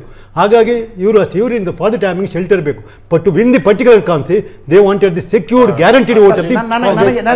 To be precise, Jagadish Shettar Hubli central ನಲ್ಲಿ ಗೆಲ್ತಾರಾ ಸೋಲ್ತಾರಾ, ಅಥವಾ ಅದು ಮಾತಾಡ್ಬೋದು, ಅಥವಾ ಲಕ್ಷ್ಮಣ ಸವದಿ ಅಥಣಿಯಲ್ಲಿ ಗೆಲ್ತಾರಾ, ಅದೆಲ್ಲ ನನಗೆ ಅವರು ಪಕ್ಷ ಬಿಟ್ಟು ಹೋಗಿದ್ದರ ಪರಿಣಾಮ ಲಿಂಗಾಯತ ಮತ ಬ್ಯಾಂಕ್ ಮೇಲೆ ಎಷ್ಟರ ಮಟ್ಟಿಗೆ ಆಗಿದೆ ಅನ್ನೋದು ನನಗೆ ಕುತೂಹಲ ಇರೋದು. ಅವ್ರು ಎಲ್ಲಿಯಾದ್ರೂ ಕ್ಯಾನ್ವಾಸ್ ಹೋಗಿದ್ದಾರೆ. ಫಸ್ಟ್ ಆಫ್ ಆಲ್ ನೀವು ತಗೊಳ್ಳಿ, ಕೆಲವು ಕಡೆಯಲ್ಲಿ ನನ್ಗಂತೂ ನಾನು ಟಿವಿಯಲ್ಲಿ ಏನು ಬಂದ ಪೇಪರ್ ಪ್ರಿಂಟ್ ಮೀಡಿಯಾದಲ್ಲಿ ನೋಡಿಲ್ಲ, ಇಲೆಕ್ಟ್ರಾನಿಕ್ ಮೀಡಿಯಾದಲ್ಲಿ ಅವರು ಬೇರೆ ಕಡೆ ಕ್ಯಾಂಪೇನ್ ಮೀಡಿಯಾ ನೋಡಿಲ್ಲ. ನನಗನ್ಸುತ್ತೆ ಮಧ್ಯ ಕರ್ನಾಟಕದಲ್ಲಿ ಸಬ್ಕಾಸ್ಟ್ ವೋಟಿಂಗ್ ಆಗೋದೇ ಇಲ್ಲ. ಹೀಗಾಗಿ ಮಧ್ಯ ಕರ್ನಾಟಕದಲ್ಲಿ ಜಗದೀಶ್ ಶೆಟ್ಟರ್ ಮತ್ತು ಲಕ್ಷ್ಮಣ್ ಸವದಿಯವರ ಇಫೆಕ್ಟೇ ಇರ್ಲಿಕ್ಕೆ ಸಾಧ್ಯ ಇಲ್ಲ. ಆದರೆ ಮಧ್ಯ ಕರ್ನಾಟಕದಲ್ಲಿ ನನಗನ್ಸುತ್ತೆ ಯಡಿಯೂರಪ್ಪನವರನ್ನ ನಾಯಕತ್ವದಿಂದ ಕೆಳಗಿಳಿಸಿದ ನಂತರ ನೋಡಿ ಅದರಲ್ಲಿ ಕಾಂಟ್ರಾಸ್ಟ್ ಇದೆ. ಬೊಮ್ಮಾಯಿ ಬಂದರು, ಬೊಮ್ಮಾಯಿ ಸಾದರ ಲಿಂಗಾಯತರು ಮಧ್ಯ ಕರ್ನಾಟಕದಲ್ಲಿ ಬಾಹುಳ್ಯ ಇರತಕ್ಕಂಥದ್ದು, ಅದು ಹೆಲ್ಪ್ ಆಗಬೇಕು ಬಿಜೆಪಿಗೆ. ಅಂದರೆ ಸಾದರ ಲಿಂಗಾಯತ್ ಮುಖ್ಯಮಂತ್ರಿ. ಆದರೆ ಏನಾಗ್ತದೆ, ಯಡಿಯೂರಪ್ಪನವರ ವೈಶಿಷ್ಟ್ಯತೆ ಏನಿತ್ತು ಅಂದರೆ ಬಿಯಾಂಡ್ ಸಬ್ ಕಾಸ್ಟ್ ಒಂದು ಹಿಂದುತ್ವ ಮತ್ತು ಲಿಂಗಾಯತ್ ಫ್ಯಾಕ್ಟರ್ ಜೊತೆಗೆ ಉಳಿದ ಜಾತಿ ಮತಗಳನ್ನು ಕೂಡ ಸೆಳೆದುಕೊಳ್ಳುವ ಸಾಮರ್ಥ್ಯ ಯಡಿಯೂರಪ್ಪನವರ ಹೆಸರಿಗಿತ್ತು. ಈ ಬಾರಿ ಮಧ್ಯ ಕರ್ನಾಟಕ ನನಗನ್ಸುತ್ತೆ ನೋಡಿ, ಅವು ಬಿಜೆಪಿ ರೀಚ್ ಇಟ್ಸ್ ಪೀಕ್ 26ರಲ್ಲಿ 21 ಸ್ಥಾನಗಳ ಬಿಜೆಪಿ ತನ್ನ ಪೀಕನ್ನು ರೀಚ್ ಮಾಡಿದೆ. 5 ಕ್ಷೇತ್ರಗಳನ್ನು ಶೆಟ್ಟರ್ ಹೇಳಿದರು. ಚಿಕ್ಕಮಗಳೂರಿನಲ್ಲೊಂದು ಶೃಂಗೇರಿ, ಶಿವಮೊಗ್ಗದಲ್ಲೊಂದು ಭದ್ರಾವತಿ, ಚಿತ್ರದುರ್ಗದಲ್ಲೊಂದು ಚಳ್ಳಕೆರೆ, ದಾವಣಗೆರೆಯಲ್ಲಿ ದಾವಣಗೆರೆ ಸೌತ್ ಮತ್ತು ಹರಿಹರ ರಾಮಪ್ಪನವ್ರು ಗೆದ್ದರು. ಈ 5 ಕ್ಷೇತ್ರಗಳನ್ನು ಬಿಟ್ಟರೆ ಬಿ ಜೆ ಪಿ ಎಲ್ಲ ಕಡೆ ಗೆದ್ಕೊಂಡಿತ್ತು. ಹೌದು. What I thought is ticket ಡಿಸ್ಟ್ರಿಬ್ಯೂಷನ್ಗಿಂತ ಮುಂಚೆ ಚಿತ್ರದುರ್ಗ ಜಿಲ್ಲೆಯಲ್ಲಿ ಬಿ ಜೆ ಪಿ ಒಂದು ರೀತಿಯಾಗಿರ್ತಕ್ಕ ನಷ್ಟವನ್ನು ಅನುಭವಿಸುತ್ತೆ ಅಂತಕ್ಕಂಥ. ಆದರೆ ಟಿಕೆಟ್ ಹಂಚಿಕೆಯ ನಂತರ ಬಿ ಜೆ ಪಿ ಕನ್ಸಾಲಿಡೇಟ್ ಮಾಡ್ದಂಗೆ ಚಿತ್ರದುರ್ಗದಲ್ಲಿ ಕಾಣ್ತಾ ಇದೆ. ಆದರೆ ಆನ್ ದ ಕಾಂಟ್ರರಿ ಪರ್ಸೆಪ್ಷನ್, ನಂಗೆ ನೆನಪಿದೆ, ನಾವು 20 ದಿನಗಳ ಹಿಂದೆ ಮಾತನಾಡಿದಾಗ ಶಿವಮೊಗ್ಗ ಆ್ಯಂಡ್ ಚಿಕ್ಕಮಗಳೂರು ಹಿಂದುತ್ವ ಕನ್ಸಾಲಿಡೇಷನ್ನ ಕಾರಣದಿಂದ ಬಿ ಜೆ ಪಿಗೆ ಲಾಭವಾಗುತ್ತೆ ಅಂತ. ನಾನು ನಷ್ಟ ಆಗುತ್ತೆ ಅಂತ ಹೇಳ್ತಾ ಇಲ್ಲ, ಆದರೆ ಶಿವಮೊಗ್ಗದ ಬಹುತೇಕ ಕ್ಷೇತ್ರಗಳು, ಅಂದರೆ ಅಲ್ಲಿ ಈಶ್ವರಪ್ಪನವ್ರನ್ನ ಅಭ್ಯರ್ಥಿ ಚೇಂಜ್ ಮಾಡಿದರು, ತೀರ್ಥಹಳ್ಳಿಯಲ್ಲಿ ಮಂಜುನಾಥ್ ಗೌಡರು ಕಿಮ್ಮನೆ ರತ್ನಾಕರ್ ಒಟ್ಟಿಗೆ ಬಂದಿದ್ದಾರೆ, ಸಾಗರ ಕ್ಷೇತ್ರದಲ್ಲಿ ಹಾಲಪ್ಪನವರ ವಿರುದ್ಧ ಬ್ರಾಹ್ಮಣರು ಲಿಂಗಾಯತರು ಒಂದು ಕ್ಯಾಂಡಿಡೇಟನ್ನು ಹಾಕುವ ಪ್ರಯತ್ನವನ್ನು ಮಾಡಿದರು, ಸೊರಬದಲ್ಲಿ ಕುಮಾರ ಬಂಗಾರಪ್ಪನವರಿಗೆ ಟಿಕೆಟ್ ಕೊಡಬೇಕೋ ಬೇಡವೋ ಅಂತಕ್ಕಂಥದ್ದು ದಿಲ್ಲಿಯಲ್ಲಿ ಬಹಳ ದೊಡ್ಡ ಚರ್ಚೆ ಆಯಿತು. ಎಸ್, ಯಾರು ವಿರೋಧ ಮಾಡಿದ್ರು ನಾನು ಹೇಳಕ್ಕೆ ಹೋಗಲ್ಲ, ಯಾಕಂದ್ರೆ ಚುನಾವಣೆಗಳು. ಚಿಕ್ಕಮಗಳೂರಿನಲ್ಲಿ ಸಿ ಟಿ ರವಿ ಕಿಚನ್ ಕ್ಯಾಬಿನೆಟ್ನ ಒಂದು ಹೇಳಿಕೆ ಕೊಟ್ಟ ನಂತರ ಯಡಿಯೂರಪ್ಪನವರ ಆಪ್ತ ಎಚ್ ಡಿ ತಮ್ಮಯ್ಯ ಹೋಗಿ ಚಿಕ್ಕಮಗಳೂರಿನಲ್ಲಿ ಸಿ ಟಿ ರವಿ ವಿರುದ್ಧ ಸ್ಪರ್ಧಿಸ್ತಾ ಇದ್ದಾರೆ. ಶೃಂಗೇರಿಯಲ್ಲಿ ತ್ರಿಕೋನ ಸ್ಪರ್ಧೆ ಇದೆ. ಮೂಡಿಗೆರೆಯಲ್ಲಿ ಅಭ್ಯರ್ಥಿ ಬದಲಾದ ನಂತರ ಎಂ ಪಿ ಕುಮಾರಸ್ವಾಮಿ ಹೋಗಿ ಜೆ ಡಿ ಎಸ್ನಿಂದ ಸ್ಪರ್ಧಿಸ್ತಾ ಇದ್ದಾರೆ. ಬಿ ಜೆ ಪಿಯ ಸರ್ವೆಯಲ್ಲಿ ಎಂ ಪಿ ಕುಮಾರಸ್ವಾಮಿ ಗೆಲ್ತಾರೆ ಅಂತಕ್ಕಂಥದ್ದಿತ್ತು. ಈಗ ಥಿಂಗ್ಸ್ ಹ್ಯಾವ್ ಚೇಂಜ್ ಡ್ರಾಸ್ಟಿಕಲಿ. ಆದರೆ ತರೀಕೆರೆಯಲ್ಲಿ ಬಿ ಜೆ ಪಿ ಕಳ್ಕೊಳ್ಬೋದು ಅಂತಕ್ಕಂಥದ್ದಿತ್ತು. ಆದರೆ ಕಾಂಗ್ರೆಸ್ನಲ್ಲಿ ಬಂಡಾಯ ಎದ್ದಿದ್ದರಿಂದ ಬಿ ಜೆ ಪಿಗೆ ತರೀಕೆರೆಯಲ್ಲಿ ಲಾಭ ಆಗ್ತಾ ಇದೆ. ಕಡೂರಿನಲ್ಲೂ ಕೂಡ ಕಡೂರಿನ ಅಭ್ಯರ್ಥಿಯ ಒಂದು ಪ್ರೊಫೈಲ್ ಮೊದಲಿಂದೂ ಕೂಡ ಚೆನ್ನಾಗಿತ್ತು ಬಿ ಜೆ ಪಿದು ಅಂತ. ಹಾಗಾಗಿ ನನಗನ್ಸುತ್ತೆ ದಾವಣಗೆರೆ ಜಿಲ್ಲೆಯಲ್ಲಿ ಮಾಡಾಳ್ ವಿರೂಪಾಕ್ಷಪ್ಪನವರ ಒಟ್ಟಾರೆ ಒಂದು ಪ್ರಕರಣದ ನಂತರ ಮತ್ತು ಯಡಿಯೂರಪ್ಪನವರನ್ನು ಇಳಿಸಿರುವ ಕಾರಣದಿಂದ, ಜಿ ಎಂ ಸಿದ್ದೇಶ್ ಪುತ್ರನಿಗೆ ಟಿಕೆಟ್ ಕೊಡದೇ ಇರುವ ಕಾರಣದಿಂದ ಅಲ್ಲಿ ಏನು ಇಫೆಕ್ಟ್ ಆಗುತ್ತೆ. ಮತ್ತು ಶಿವಮೊಗ್ಗ ಮತ್ತು ಚಿಕ್ಕಮಗಳೂರು ಜಿಲ್ಲೆಯಲ್ಲಿ ಇಫ್ ಹಿಂದುತ್ವ ವರ್ಕ್ಸ್, ಈಗ ಬಜರಂಗ ದಳದ ಒಂದು if it works it may help B J P. ಅದು ಹೆಲ್ಪ್ ಆಗದೆ ಹೋದರೆ ಸಬ್ಕಾಸ್ಟ್ ವೋಟಿಂಗ್ ಆದರೆ, ಫಾರ್ ಎಕ್ಸಾಂಪಲ್ ಶಿವಮೊಗ್ಗದಲ್ಲಿ ಕಾಂಗ್ರೆಸ್ ಸಾದರ ಲಿಂಗಾಯತ್ ಕಮ್ಯುನಿಟಿಗೆ ಟಿಕೆಟ್ ಕೊಟ್ಟಿದೆ ಯೋಗೀಶ್, ಬಿ ಜೆ ಪಿಯಿಂದ ಕೂಡ ಲಿಂಗಾಯತರಿದ್ದಾರೆ, ಜೆ ಡಿ ಎಸ್ನಿಂದ ಕೂಡ ಲಿಂಗಾಯತರಿದ್ದಾರೆ. ಆ ವೋಟಿಂಗ್ ಪ್ಯಾಟರ್ನೇ ಹೊಸ್ತು. ನಿಮಗೆ it works Hindutva, Shivamogga B J P ಗೆಲ್ಲುತ್ತೆ. ಹಿಂದುತ್ವ ವರ್ಕ್ ಆಗದೆ ಜಾತಿಗಳ ಆಧಾರದ ಮೇಲೆ ವೋಟಿಂಗ್ ಆದರೆ ಏನಾಗುತ್ತೆ? ಇವೆಲ್ಲವೂ ನಿಶ್ಚಿತವಾಗಿರ್ತಕ್ಕಂಥ ಪ್ರಶ್ನೆಗಳು ಜೊತೆ. ಹೀಗಾಗಿ ನನಗನ್ಸುತ್ತೆ on the contrary I thought Chitradurga will be J P loss, ಆದರೆ ಚಿತ್ರದುರ್ಗ ಕನ್ಸಾಲಿಡೇಟ್ ಮಾಡ್ತಾ ಇದೆ. ಆದರೆ ಶಿವಮೊಗ್ಗ ಮತ್ತು Chikkamagaluru, I am not saying B J P is losing, ಆದರೆ ಚಿಕ್ಕಮಗಳೂರು ಮತ್ತು ಶಿವಮೊಗ್ಗದಲ್ಲಿ ಹಿಂದುತ್ವ ವರ್ಕ್ ಆಗುತ್ತೋ ಈ ಜಾತಿ ಮತ್ತು ಪರ್ಸನಲ್ ಫೈಟ್ ವರ್ಕ್ ಆಗುತ್ತೋ ಅಂತಕ್ಕಂಥ ಕಾರಣದಿಂದ ಎಲ್ಲ ಕ್ಷೇತ್ರಗಳಲ್ಲೂ 50-50 ಫೈಟ್ ನಡೀತಾ ಇದೆ. ನೋಡಿ, 2018ರಲ್ಲಿ ಆದ ಹೀನಾಯ ಸೋಲಿನ ನಂತರ ಕೂಡ ಕಾಂಗ್ರೆಸ್ ಪಕ್ಷ ಈ 4 ಜಿಲ್ಲೆಗಳಲ್ಲಿ ಸದೃಢವಾದ ನಾಯಕತ್ವವನ್ನು ಬೆಳೆಸೋ ಪ್ರಯತ್ನ ಮಾಡಲೇ ಇಲ್ಲ. ಶಿವಮೊಗ್ಗದಲ್ಲಿ ಜಿಲ್ಲಾ ಅಧ್ಯಕ್ಷರು ಯಾರು ಅನ್ನೋದ್ರ ಬಗ್ಗೆ ಒಂದು ಖಚಿತತೆ ಇರಲಿಲ್ಲ. ಆಮೇಲೆ ಅಲ್ಲಿ ಪಿತಾಮಹ ಕಾಗೋಡು ತಿಮ್ಮಪ್ಪನವರು ಅವರು ಕೂಡ ಹೆಚ್ಚು ಕಡಿಮೆ ನಿವೃತ್ತಿ ಘೋಷಣೆ ಮಾಡ್ಕೊಂಡ್ಬಿಟ್ರು. ಅವ್ರ ಮಗಳಿಗೆ ಟಿಕೆಟ್ ಸಿಗಲಿಲ್ಲ ಅನ್ನೋದು ಅಸಮಾಧಾನ ಇತ್ತು. ಅವ್ರ ಮಗಳು ಬಂದು ಬಿ ಜೆ ಪಿಗೆ ಸೇರಿದ್ರು. ಈ ಥರ ಎಲ್ಲ ಆಯಿತು. ಕಾಂಗ್ರೆಸ್ ಪಕ್ಷ ಮಾತ್ರ 4 ಜಿಲ್ಲೆಗಳಲ್ಲಿ ಸದೃಢವಾದ ನಾಯಕತ್ವ ಬೆಳೆಸೋ ಪ್ರಯತ್ನನೇ ಮಾಡಿಲ್ಲ. ಈ ಹಿಂದುತ್ವ ಫ್ಯಾಕ್ಟ್ರು, ಲಿಂಗಾಯತ್ ಫ್ಯಾಕ್ಟ್ರಿ ಇವೆಲ್ಲ ಇದೆ. ಶಾಮನೂರ್ ಶೇಖರ್ ಅವರು ಎಕ್ಸೆಪ್ಷನ್. ಅವರು ಸುಮಾರು 3 ದಶಕಗಳ ಕಾಂಗ್ರೆಸ್ನ ಖಜಾಂಚಿ ಆಗಿದ್ರು. ಅವರು ಎಮ್ ಎಲ್ ಎ ಆಗಿಂತ ಮುಂಚೆನೇ ಕಾಂಗ್ರೆಸ್ ಪಕ್ಷ ಅವ್ರ ಮೇಲೆ ಅವಲಂಬಿಸಿದೆ ಹೊರತು ಅವರೇನು ಕಾಂಗ್ರೆಸ್ ಪಕ್ಷದ ಮರ್ಜಿಯಲ್ಲಿಲ್ಲ. ಶಾಮನೂರ್ ಅವ್ರದ್ದೇ ಒಂದು ಸ್ವತಂತ್ರವಾದ ಒಂದು ಅಟಾನಮಸ್ ಸ್ಟೇಟ್. ಅವರು ಸಿಂಗಾಪುರ್ ಇದ್ದಂಗೆ ಅವರು ಯಾವ ಪಕ್ಷ ಯಾವುದಿದ್ರೇನು. ಅವರು ಜಾರ್ಜ್ ಫರ್ನಾಂಡಿಸ್ನಿಂದ ಜಾಫರ್ ಶರೀಫ್ವರೆಗೂ ಅವರು ಪೋಷಕರಾಗಿದ್ದರು. ಜಯೇಶ್ ಪಟೇಲ್ರಿಗೂ ಪೋಷಕರಾಗಿದ್ದರು. ಕಾಂಗ್ರೆಸ್ ಇತಿಹಾಸ ನೋಡಿ ಅವರೇ ಒಂದು ಶಕ್ತಿ ಕೇಂದ್ರ. ಜಿಲ್ಲಾ ನಾಯಕತ್ವ ಗಟ್ಟಿ ಆಗದೆ ಇದ್ರೆ ಅನೇಕ ಶಾಸಕರು ಅರಸ್ ಬರ್ತಾರೆ. ಜಿಲ್ಲಾ ನಾಯಕತ್ವ ಗಟ್ಟಿಯಾಗಿದ್ರೆ ಅವರು ಬೇಡವಾದವ್ರಿಗೆ ಟಿಕೆಟ್ ಕೊಡಿಸ್ತಾರೆ. ಚಿತ್ರದುರ್ಗ ಜಿಲ್ಲೆಯಲ್ಲಿ ನೋಡಿ, ಕಾಂಗ್ರೆಸ್ ನಾಯಕ ಯಾರು ಅಂತ ಖಚಿತವಾಗಿ ಹೇಳಿಕ್ಕಾಗಲ್ಲ. ರಘು ಆಚಾರ್ ಬಂದರು, 2 ಚುನಾವಣೆ ಲೋಕಲ್ ಬಾಡಿ ಚುನಾವಣೆ ಭಾಳ ಸಲೀಸಾಗಿ ಗೆದ್ಕೊಂಡ್ಬಂದ್ಬಿಟ್ರು.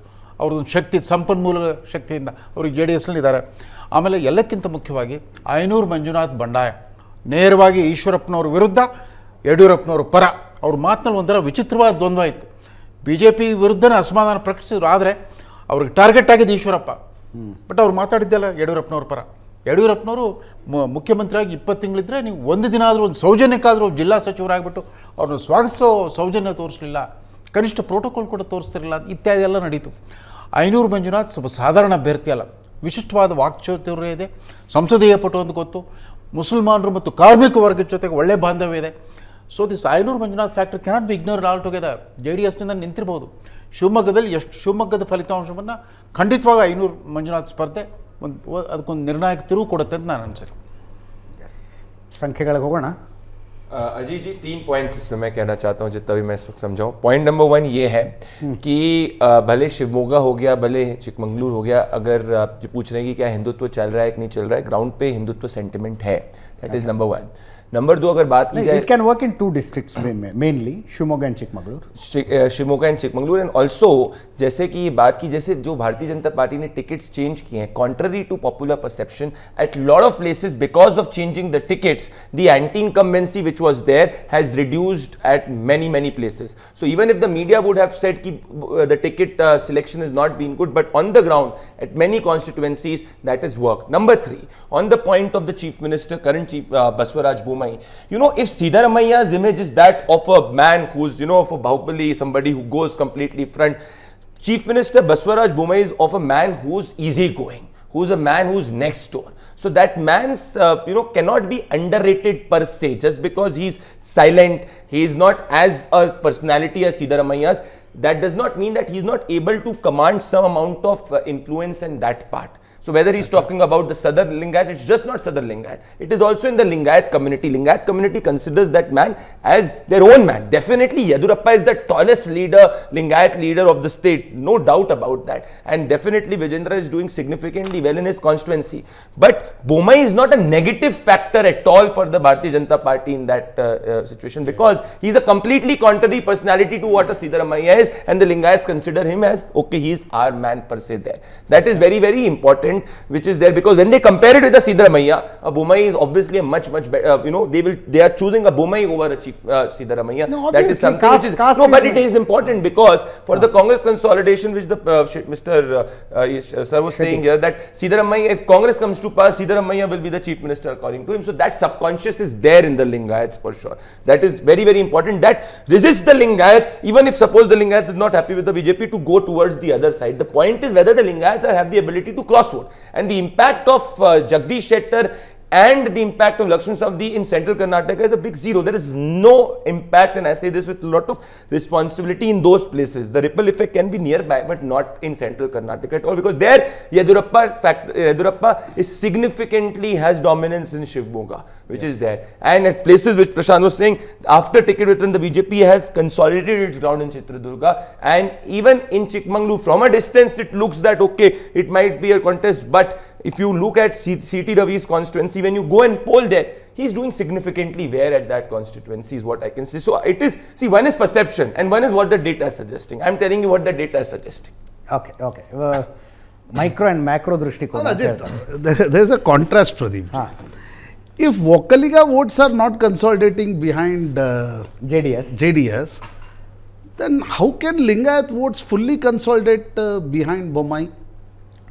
Can I answer that? These are two contrasting. Okay, exactly. Very good question. Very good question. See, I did not say that it is fully consolidating behind the Bommai. I am saying they are consolidating in the major manner behind BJP, behind Yedurappa, behind Modi, behind Bommai. When they compare, what is their choice? Their choice is, if they do not want to vote the BJP, when they look forward and want to choose a Siddaramaia's Congress, they do not go towards that because of past history. The BJP does not have any past history of anti-vocalism, whereas Congress has a past history of a perception of anti-Lingayatism. That is the difference. That is where there can be a contrast which the voter is drawing there, and that is not the situation which is there. BJP has not done any step per se which is not and has been perceived as anti-Vocaliga. That is very, very important. In fact, a lot of schemes of Modi has reached the Vocaliga areas in a significant manner. So this is where that difference is. Yes. Bande, numbers ಹೋಗೋಣ. ಹಳೆ ಮೈಸೂರಿನ ಸಂಖ್ಯೆಗಳನ್ನು ಕೊಟ್ಟಿದ್ದೀವಿ, ಕಲ್ಯಾಣ ಕರ್ನಾಟಕದ ಸಂಖ್ಯೆಗಳನ್ನು ಕೊಟ್ಟಿದ್ದೀವಿ. Church ಹೌದು, studio ಅಲ್ಲ, ಡ್ರಾಯಿಂಗ್ ರೂಮ್ ಅಲ್ಲೂ ಆಗ್ತಿರುತ್ತೆ. ಡ್ರಾಯಿಂಗ್ ರೂಮ್ ಅಲ್ಲ, ಎಕ್ಸಾಕ್ಟ್ಲಿ. ಹಳೆ ಮೈಸೂರಿನ ಸಂಖ್ಯೆಗಳನ್ನು ಕೊಟ್ಟಿದ್ದೀವಿ, ಕಲ್ಯಾಣ ಕರ್ನಾಟಕದ ಸಂಖ್ಯೆಗಳನ್ನು ಕೊಟ್ಟಿದ್ದೀವಿ. ಈಗ ಮಧ್ಯ ಕರ್ನಾಟಕದ ಸಂಖ್ಯೆಗಳನ್ನು ಕೊಡುವಂತಹ ಸಮಯ. ಮಧ್ಯ ಕರ್ನಾಟಕ 4 ಜಿಲ್ಲೆಗಳು, 26 ಕ್ಷೇತ್ರಗಳು: ಶಿವಮೊಗ್ಗ, ಚಿಕ್ಕಮಗಳೂರು, ಚಿತ್ರದುರ್ಗ ಮತ್ತು ದಾವಣಗೆರೆ. ಕಳೆದ ಸಲ ಬಿಜೆಪಿ ಇಲ್ಲಿ ಸ್ವೀಪ್ ಮಾಡಿತ್ತು. 26 ಕ್ಷೇತ್ರಗಳ ಪೈಕಿ 21 ಕ್ಷೇತ್ರವನ್ನು ಗೆಲ್ಲೋದು ಸಣ್ಣ ಮಾತಲ್ಲ, ಗೆದ್ದಿದ್ದು. ಬಿಜೆಪಿ ಮತ್ತೊಮ್ಮೆ ಅಧಿಕಾರಕ್ಕೆ ಬರಬೇಕು ಅನ್ನೋದಾದ್ರೆ ಇಲ್ಲಿ ಈ ಸ್ಥಾನಗಳನ್ನು ಉಳಿಸ್ಕೊಳ್ಳುತ್ತಾ. ಕಾಂಗ್ರೆಸ್ ಅಧಿಕಾರಕ್ಕೆ ಬರಬೇಕು ಅಂದ್ರೆ ಇಲ್ಲಿ ಪರ್ಫಾರ್ಮೆನ್ಸ್ ಇಂಪ್ರೂವ್ ಮಾಡಿಕೊಳ್ಳುತ್ತಾ. BJP 13, Congress 11, JDS 2.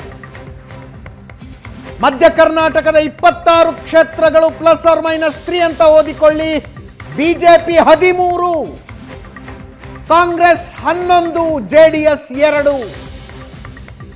ಕಳೆದ ಸಲ 21 ಕ್ಷೇತ್ರಗಳಲ್ಲಿ ಗೆದ್ದಿದ್ದ ಬಿಜೆಪಿ ಈ ಸಲ ಇಲ್ಲಿ 13ಕ್ಕೆ ಇಳಿತಾ ಇದೆ.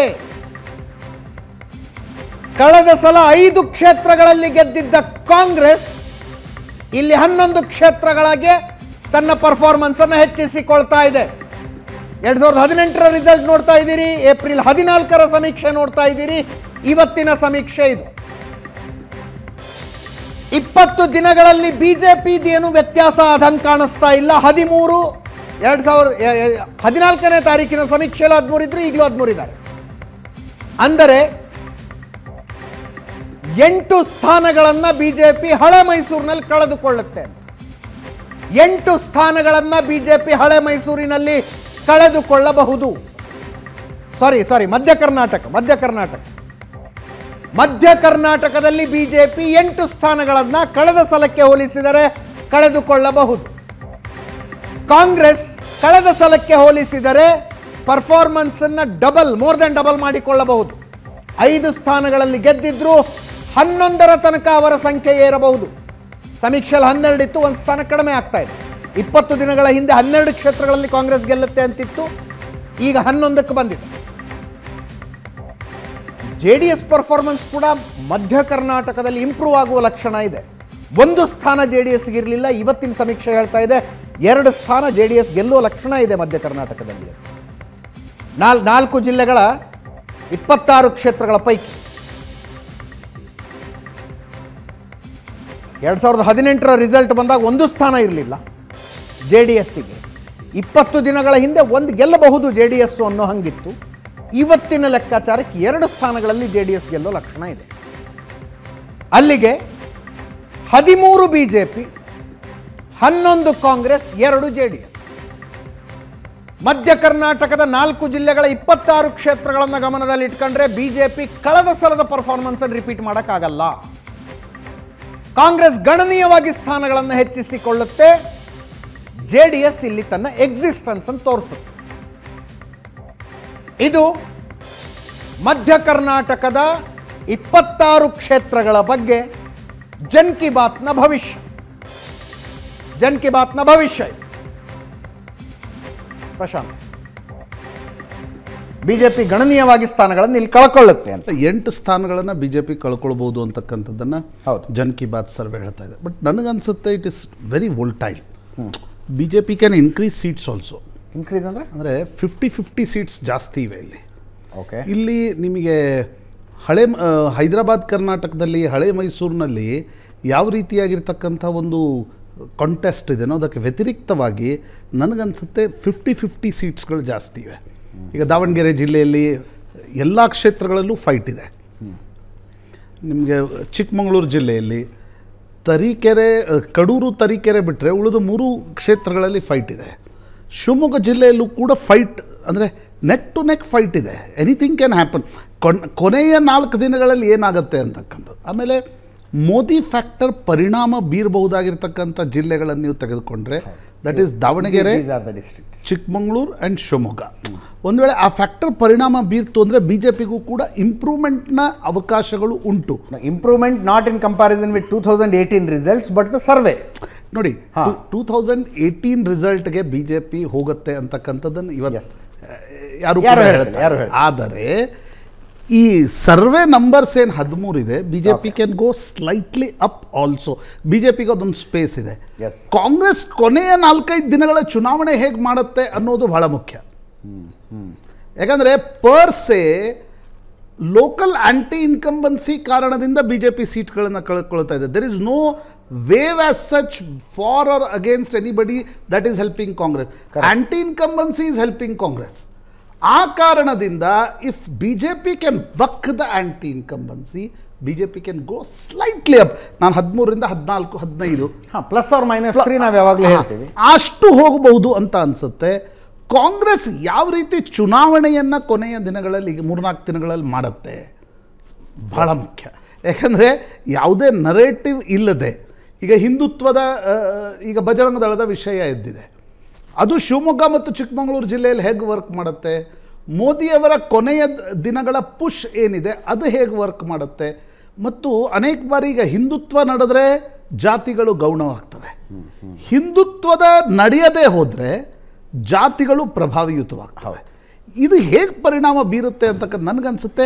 Still it is volatile. Chitradurga by and large ಸ್ವಲ್ಪ ಬಿ ಜೆ ಪಿ ಕನ್ಸಾಲಿಡೇಟ್ ಮಾಡಿಕೊಂಡಿದೆ ಹಿಂದೆ ಕಂಪೇರ್ ಮಾಡಿದರೆ. ಆದರೆ ಚಿಕ್ಕಮಗಳೂರು ಮತ್ತು ಶಿವಮೊಗ್ಗ ಜಿಲ್ಲೆಯಲ್ಲಿ there is very neck to neck fight. ನನ್ನ ಪರ್ಸೆಪ್ಷನ್ ಡೇಟಾ ಎರಡನ್ನೂ ನೋಡಿದ್ರೆ ನನಗನ್ನಿಸ್ತಕ್ಕಂಥದ್ದು very neck to neck fight in Madhya Karnataka. ಪ್ರಶಾಂತನಾಥ್ ಅವರ ಅಭಿಪ್ರಾಯ, ಬಿ ಜೆ ಪಿ 13 ಅಂತ ನಮ್ಮ ಸರ್ವೆ ಹೇಳ್ತಾ ಇದೆ, ಬಟ್ ಬಿ ಜೆ ಪಿ ಸ್ವಲ್ಪ ಪರ್ಫಾರ್ಮೆನ್ಸನ್ನು ಜಾಸ್ತಿ ಮಾಡಿಕೊಳ್ಳಬಹುದು, ಆದರೆ ಕಳೆದ ಸಲದ ಸಂಖ್ಯೆಗೆ ಹೋಗೋದಕ್ಕೆ ಆಗೋದಿಲ್ಲ ಅಂತ. 21 ಗೆದ್ದಿದ್ರಲ್ಲ, 21 ಎಲ್ಲ ಗೆಲ್ಲೋದಕ್ಕಾಗೋದಿಲ್ಲ, ಬಟ್ 13ಕ್ಕಿಂತ ಜಾಸ್ತಿ ಮಾಡಿಕೊಳ್ಳುವ ಸ್ಪೇಸ್ ಬಿ ಜೆ ಪಿ ಹತ್ರ ಇದೆ ಅಂತ.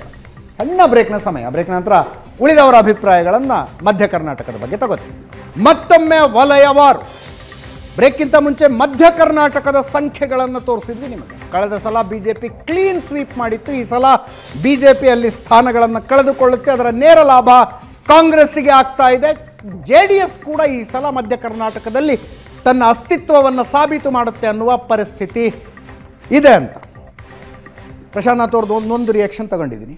ಎಸ್ ಶೆಟ್ರೆ, ಮಧ್ಯ ಕರ್ನಾಟಕ ಪ್ರಶಾಂತ್ ನಾಥ್ ಹೇಳ್ತಾರೆ 13 ಬಿ ಜೆ ಪಿಗೆ ತೋರಿಸ್ತಾ ಇದ್ದೀರಿ, ಆದರೆ ಇಂಪ್ರೂವ್ ಮಾಡಿಕೊಳ್ಳೋ ಸ್ಕೋಪ್ ಇದೆ ಇಲ್ಲಿ ಅಂತ ಬಿ ಜೆ ಪಿಗೆ.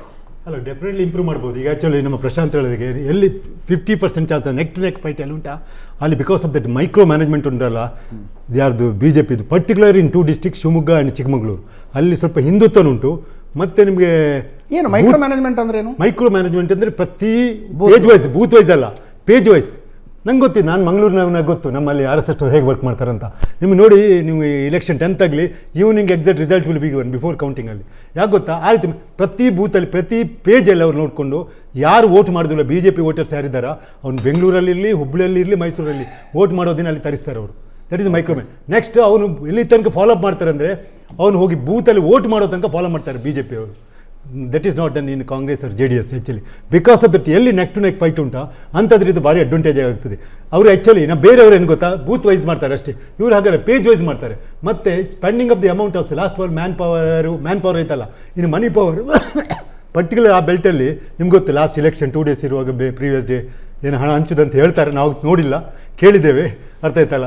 ಸೊ ಅದು most probability is true also. ಯಾಕಂದ್ರೆ ನಾವು ಕ್ಯಾಂಡಿಡೇಟ್ಗಳು ತುಂಬ ಜನ ಕ್ಯಾಂಡಿಡೇಟ್ಗಳು ನನ್ನ ಫ್ರೆಂಡ್ಸ್ ಇದ್ದಾರೆ, ಸೊ ಅವರು ಹೇಳ್ತಾರೆ ಅದಿಲ್ಲದೆ ನಡೆಯುವುದೇ ಇಲ್ಲ ಅಂತ, ವೋಟ್ ಮಾಡಲಿಕ್ಕೆ ಕೆಲವರು ಬರಲ್ಲ ಹೇಳ್ತಾರೆ. ಕತ್ತಲ ರಾತ್ರಿ ಅದೇನು. ಸೊ ಅದರಲ್ಲಿ ಸಹ B J P can beat Congress and J D S ಈ ಏರಿಯಾಗಳಲ್ಲಿ. ಹಾಗಾಗಿರುವಾಗ ಸೊ ಇದು ಲಾಸ್ಟ್ ಮಿನಿಟಲ್ಲಿ ನಮಗೆ ಸ್ವಲ್ಪ ಒಂದು 2-3 ಸೀಟ್ ಇವ್ರು ಕೊಟ್ಟ ಸೀಟಿಗಿಂತ 2-3 seat Congress down, because of that present level he may be right, but in the coming 2 days ಅಲ್ಲಿ because of that management, last minute management and follow up with the voters and showing some benefits to the voters, ಇದರಿಂದಾಗಿ ಏನಂದರೆ neck to equal ಸೀಟ್ಸಲ್ಲಿ ಬರ್ಬೋದು actually. ಅಲ್ಲ, already B J P ಮೂತಿದ್ದಾರೆ, ಇನ್ನೊಂದು 2-3 seat B J P ಜಾಸ್ತಿ ಆಗಿ Congress down. But 2 ಕ್ಷೇತ್ರಗಳನ್ನು ಇವರು maintain ಮಾಡಿದ್ರೆ J T S, that's a good performance again. ಇನ್ನು ಮಿಡ್ಲ್ ಇದರಲ್ಲಿ most of the seat 2 seat ಇನ್ನು ಶಿವಮೊಗ್ಗ ಡಿಸ್ಟಿಕ್, ಶಿವಮೊಗ್ಗ ರೂರಲ್, ಮತ್ತೊಂದು ಭದ್ರಾವತಿ ಇರ್ಬೋದು, ಮೋಸ್ಟ್ಲಿ ಆ ಸೀಟ್ಗಳಿರ್ಬೋದು, ಮತ್ತು ಯಾವುದು ನಿಮ್ಮ ಚಿಕ್ಕಮಗಳೂರು ಒಂದು ಪ್ಲೇಸಸ್ ಇರ್ಬೋದು. ಆ ರೀತಿ ನೋಡಿದರೆ ಇದು ಜೆ ಡಿ ಎಸ್ 2 ಸೀಟ್ ಬಂದೇನು ಆಶ್ಚರ್ಯ ಇಲ್ಲ. ಒಂದು ಟೈಮಲ್ಲಿ ಅವರು ಇದರಲ್ಲಿ ಶಿವಮೊಗ್ಗ ಡಿಸ್ಟಿಕಲ್ಲೇ 3 ಹೊಡೆದಿದ್ದಾರೆ, ಯಾರು ಇನ್ಕ್ಲೂಡಿಂಗ್ ಸೊರಬ, ಭದ್ರಾವತಿ ಆ್ಯಂಡ್ ಬ್ಯಾಂಗ್ಳೂರು ಇರಲ್ಲ, ಯಾವುದು 2008 ಅದೇ ರೂರಲ್ ಗ್ರಾಮಾಂತರ ಶಾರದಾ. ಅದು she is also this time bright chances are there for winning. She is giving contest, fight ಕೊಡ್ತಾ ಇದ್ದಾರೆ. ಫೈಟ್ ಅಂತ ಹೇಳ್ಬೋದು, ಅರ್ಥ ಆಯ್ತಲ್ಲ. ಯಾಕಂದ್ರೆ ಪಾಪ ಯಾರು ಈಗ ಕ್ಷೇತ್ರ ಕ್ಯಾಂಡಿಡೇಟ್ಗೆ ನಾವೆಲ್ಲ ಹೇಳಿದ್ರು ತೊಂದರೆ. ಹಾಗಾಗಿ ಸೀದಾ there is a contest good. ಯಾಕಂದ್ರೆ ಆ ಕ್ಷೇತ್ರಗಳಲ್ಲಿ ಜೆ ಡಿ ಎಸ್ ಫೈಟ್ ಕೊಡೋದು ಕಷ್ಟ. ಯಾಕಂದ್ರೆ ಅಲ್ಲಿ ಯಾವುದೇ ಒಂದು ಜಾಸ್ತಿ ಒಕ್ಕಲಿಗ ಓಟಿ ಇಲ್ಲ, ಮತ್ತು ಅವರ ಒಕ್ಕಲಿಗ ಓಟಿ ಎಲ್ಲಿ ಉಂಟಾ ಅಲ್ಲಿ ಮಾತ್ರ J D S usually fight ಮಾಡೋದು. ಅದರ್ವೈಸ್ ಕ್ಯಾಂಡಿಡೇಟ್ ಸಾಮರ್ಥ್ಯ ಮೇಲೆ ಈಗ ಶಿವಮೊಗ್ಗ ರೂರಲ್ಲಿ ಒಕ್ಕಲಿಗಸಿದ್ದಾರೆ, ಭದ್ರಾವತಿಯಲ್ಲಿ ಸಹ ಒಕ್ಕಲಿಗಿಸಿದ್ದಾರೆ, and part of the Chikmagalur is okay, but not to the extent of winning level. To secure the votes they are there, not to the winning extent. Got it. Ajit, ಈ ಚುನಾವಣಾ ಅಭಿಯಾನದ ಪ್ರಾರಂಭದಿಂದನೂ ಕೂಡ ಏನು ಆ್ಯಂಟಿ incumbency factor, ಪ್ರಭುತ್ವ ವಿರೋಧಿ ಅಲೆ ಅಂತೇನಿದೆ, ಅದು ಭಾಳ ನಿಚ್ಚಳವಾಗಿ ಬಿಂಬಿತವಾಗಿರೋದು ಈ ಮಧ್ಯ ಕರ್ನಾಟಕದಲ್ಲಿ.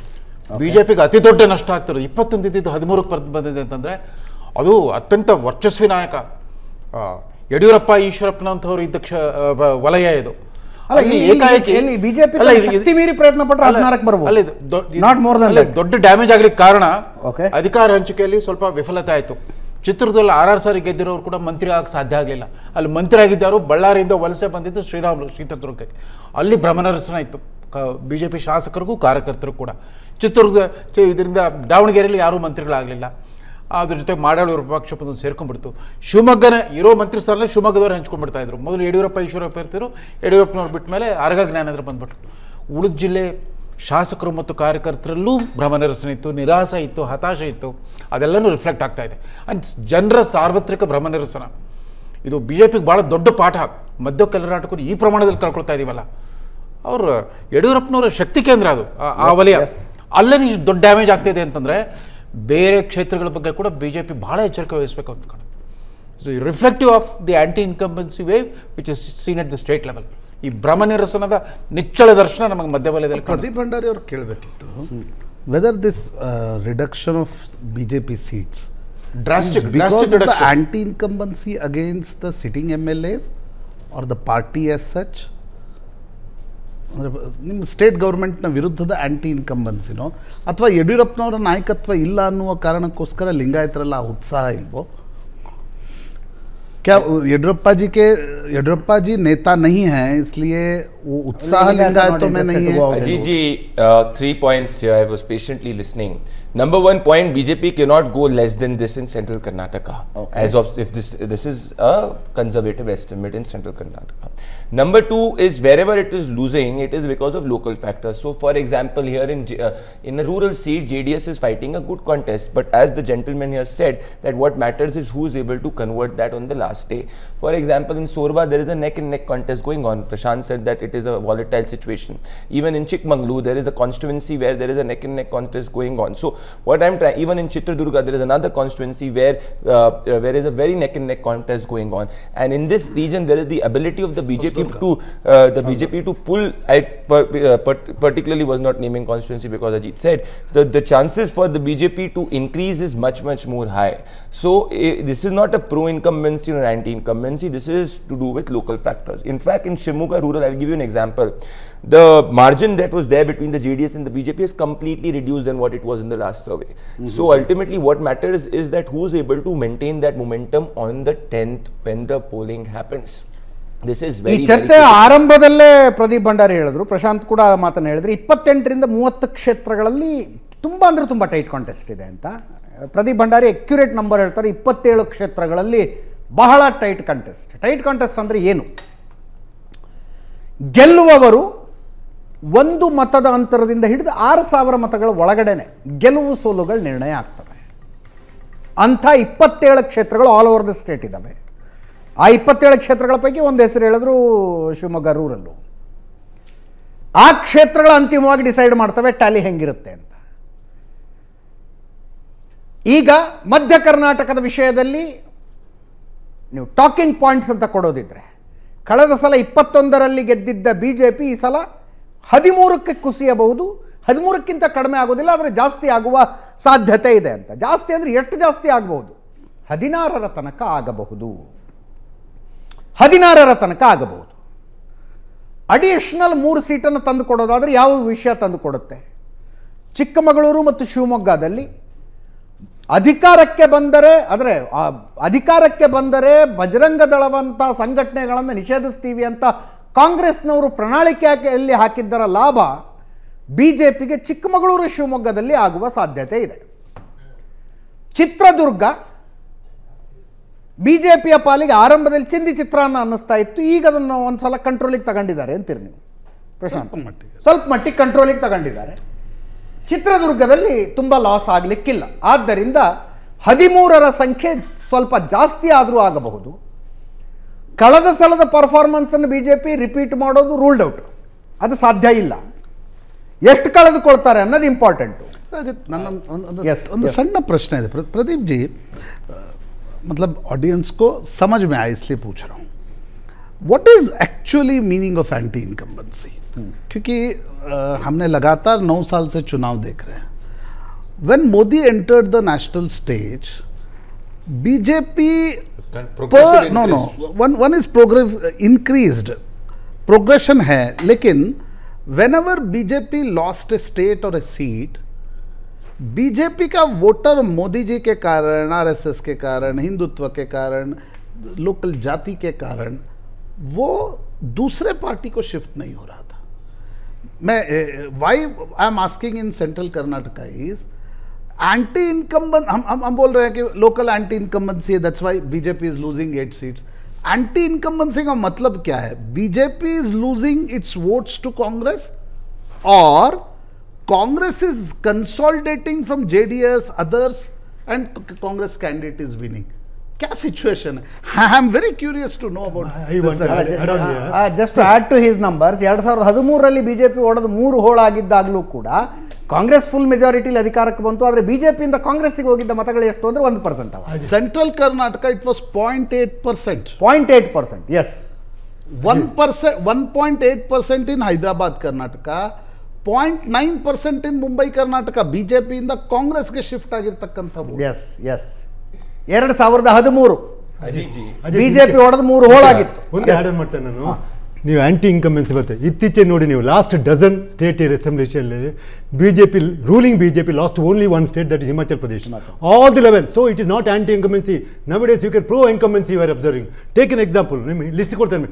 UP, Uttaranchal, Goa, Assam, Gujarat, then your north eastern states, ಇದೆಲ್ಲ ದೇ ರಿಟೈನ್. ಅರ್ಥ ಆಯ್ತಲ್ಲ? Except Himachal Pradesh, which state BJP lost? Madhya Pradesh, Rajasthan. BJP never lost any of the states. Rajasthan ಕಳ್ಕೊಂಡಿದೆ. It lost That is 5 years back. That is 5 years. ನಾನು ಲಾಸ್ಟ್ ಡಜನ್ ಹೇಳುದು. Last dozen after last 2-3 years ಹೇಳುದು. That is 5 years back. Rajasthan. That's why I'm asking. That is 5 years back. Lost seats. It's not lost votes. So ಅದೇ. what is the situation in ಈಗ anti incumbency ಅಂತಲ್ಲ, secular anti incumbency ಎಲ್ಲ ಹೋಯ್ತದು, ಹಲ್ತಾಗಿ ಬಿಡ್ತೀವಿ. ಈಗ it is still ನೀವು ನೋಡಿ ಎಲ್ಲೆಲ್ಲಿ BJP is ruling. Even you take ಈಗ ಬೇರೆ ಸ್ಟೇಟ್ ನೋಡಿ, West Bengal Mamata retain, even in other state Kerala markets retain. ಈಗ ಆಂಟಿ ಇನ್ಕಂಬೆನ್ಸಿ ಒಂದು ಟೈಮಲ್ಲಿ ಇತ್ತು ಆಂಟಿ ಇನ್ಕಂಬೆನ್ಸಿ. ಈಗಂತಲ್ಲ, ನಾನು ಆಂಟಿ ಇನ್ಕಂಬೆನ್ಸಿ ಸೆಕ್ಯುಲರ್ ಎಂಬ word it has become stale. Ajit, ಒಂದು ಸ್ವಲ್ಪ ಒಂದು ಭಿನ್ನವಾದ ಅಂಶ ಇದೆ. ಒಂದೇನು ಗೊತ್ತಾ, ಇದು ಆಪರೇಷನ್ ಕಮಲದ ಸೈಡ್ ಎಫೆಕ್ಟ್ ಕೂಡ. ಲಾಪ್ ಸೈಡೆಡ್ ರೆಪ್ರೆಸೆಂಟೇಟಿವ್ ಆಗಿಬಿಟ್ಟು ಜಿಲ್ಲಾವಾರು ಪ್ರಾತಿನಿಧ್ಯ ಕೊಡೋಕೆ ಸಾಧ್ಯವಾಗಲೇ ಇಲ್ಲ. ಕೆಲವು ಜಿಲ್ಲೆಗೆ ಅತಿರೇಕವಾಗಿ, ಯಾಕಂದ್ರೆ ಕಾಂಗ್ರೆಸ್ JDS ಬಂದವರು ಏನಾದರೂ ಸ್ಥಾನಮಾನ ಕೊಡಬೇಕಾಗಿತ್ತು. ಹಾಗಾಗಿ ಬಿಜೆಪಿ ಶಾಸಕರಿಗೆ ವ್ಯಾಪಕವಾದ ನಿರಾಸೆ ಇತ್ತು, ಹತಾಶ ಆಗಿದ್ರು. ತಿಪ್ಪಾರೆಡ್ಡಿ ಅವರು ಹೇಳ್ತಾರೆ, ನನಗೆ 6 ಸಾರಿ ನನಗೆ ಗೆದ್ದು ನಾನು ಆಗಲಿಲ್ವಲ್ಲ ಅಂತ. ಆ ಥರದ ನಿರಾಶೆ ಅನೇಕ ಕಡೆ ಇತ್ತು. ಇದು ಸೈಡ್ ಎಫೆಕ್ಟ್ ಆಫ್ ಆಪರೇಷನ್ ಕಮಲ. ಅಧಿಕಾರಕ್ಕೆ ನಾವು ಬಂದುಬಿಟ್ರೆ ಜಿಲ್ಲಾವಾರು ಜಾತಿವಾರು ಪ್ರಾತಿನಿಧ್ಯ ಕೊಡೋಕೆ ಆಗಲೇ ಇಲ್ಲ. ಬೆಂಗಳೂರಲ್ಲಿ ಮನಾಪಲಿಪಿ, ಬೆಂಗಳೂರು ಸುತ್ತಮುತ್ತ ಎಲ್ಲರೂ ಮಂತ್ರಿಗಳಾಗೋಗ್ಬಿಟ್ರು. ಅವರೆಲ್ಲ ಬಂದವರು, ಉಳಿದವ್ರು ಅಲ್ಲೇ ಕೂತ್ಕೋಬೇಕಾಗಿ ಬಂತು. ಇದು ಕೂಡ ಕಾಂಟ್ರಿಬ್ಯೂಟ್ ಮಾಡಿರುತ್ತೆ. ಪಕ್ಷದ ಬಗ್ಗೆ ಹುಮ್ಮಸ್ಸು ಹೊರಟೋಗ್ಬಿಡ್ತು ಚುನಾಯಿತ ಶಾಸಕರಲ್ಲೇ. Now can I answer that? Yes, Pradeep. So many. What do you mean by anti-incumbency? ಆಡಳಿತ ವಿರೋಧಿ ಅಲೆ ಅಂದ್ರೆ ಏನು? I'll come to that, but there were a lot of comments which were made. See, in Himachal was a peculiar situation where for the first time in the history of Himachal election, in 35,000 votes, the entire election shifted. And it was BJP which defeated BJP in Himachal. It was not largely an anti-incumbency election. Otherwise, apart from 2 districts, BJP just was wiped out in 2 districts, largely in 1 district. That is number 1. Despite national president being from number 2, please, Pradesh. sir, let me now complete. Number 2. Please understand what is an anti-incumbency. Suppose if I am unhappy from Prashant, let's say Prashant is contesting from a party. I am a loyal follower of Prashant. I will not contest. Which is there. Prashant gets stretchy on it. But imagine in a hypothetical situation. Let's say Mr. Shetty is contesting. Don't tell my name also. Which is there, he is contesting from the JDS. Okay. Now I am a loyal follower of the JDS hypothetically, and Mr. Shetty has not done work for me. Okay. And I am unhappy from him. Okay. But imagine that his boss, who's been his boss, I have an emotional I have an emotional connect with him, and he's like a fatherly figure for me, which is there, and I have that connect for 10 years, 15 years, 20 years. So I'm unhappy with this man. Okay. But still that man comes and said, yaar gale bharat ke indirectly says ki chalo theek hai ho gayi Basically, atte magalana karanಕ್ಕೆ ಮದುವೆ ಮಾಡ್ಕೊಳ್ಳೋದು. So what I'm trying to say is ಅತ್ತೆ ಮಗಳನ್ನ ಕಾರಣಕ್ಕೆ ಮದುವೆ ಮಾಡ್ಕೊಂಡಾಗ That is same thing happens in BJP also. So, Candidate is good, Modi is good, But- Yediyurappa is good. But so it is, Prashant ji, it is something which is very situational in nature. Is the effect so much that it allows the person to cross vote, or the person sits behind and does not vote, or the anti-vote which was going at other places consolidates. So in either of the three scenarios, that seat is lost. In central Karnataka, it is at places it is the anti-vote which is consolidating, and this is a very conservative estimate which we have taken. At a lot of places, how does the voter behave? If the voter does not want to cross vote, the voter sits at the home. So at that situation also, that seat gets affected, which we have seen in Madhya Pradesh 2018, which was talking about the BJP got more vote share than the Congress in that assembly election, but the Congress got more seats. That was because the BJP voters sat behind at many places. He did not cross vote. So it is very situational in nature. I don't have a direct answer, because this is not a presidential election which is voting in somebody or voting out somebody. As you rightly said, that it is a narrative-less election which is there. This is why it is anti-incumbency is a very situational aspect. At places it is because of the cross vote.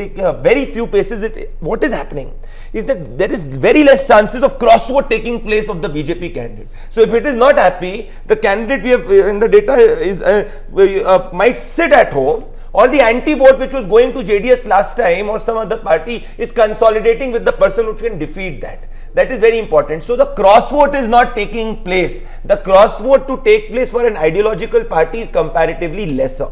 Yes. Particularly here in this state. That is what is very, very important. got it. ಒಂದು ಸಣ್ಣ ಬ್ರೇಕ್ನ ಸಮಯ. Break ನಂತರ Bengaluru, greater Bengaluru, Bengaluru ನಗರ ಮತ್ತು ಬೆಂಗಳೂರು ಗ್ರಾಮೀಣ ಜಿಲ್ಲೆಗಳ 32 ಕ್ಷೇತ್ರಗಳಲ್ಲಿ ಏನಾಗುತ್ತೆ?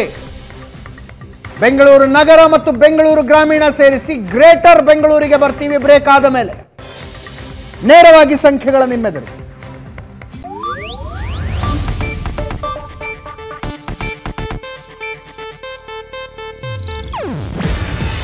ಇದು ಏಷ್ಯಾನೆಟ್ ನ್ಯೂಸ್ ನೆಟ್ವರ್ಕ್ ಪ್ರಸ್ತುತಿ. ನೀವು ನೋಡ್ತಿದ್ದೀರಾ ಏಷ್ಯಾನೆಟ್ ಸುವರ್ಣ ನ್ಯೂಸ್.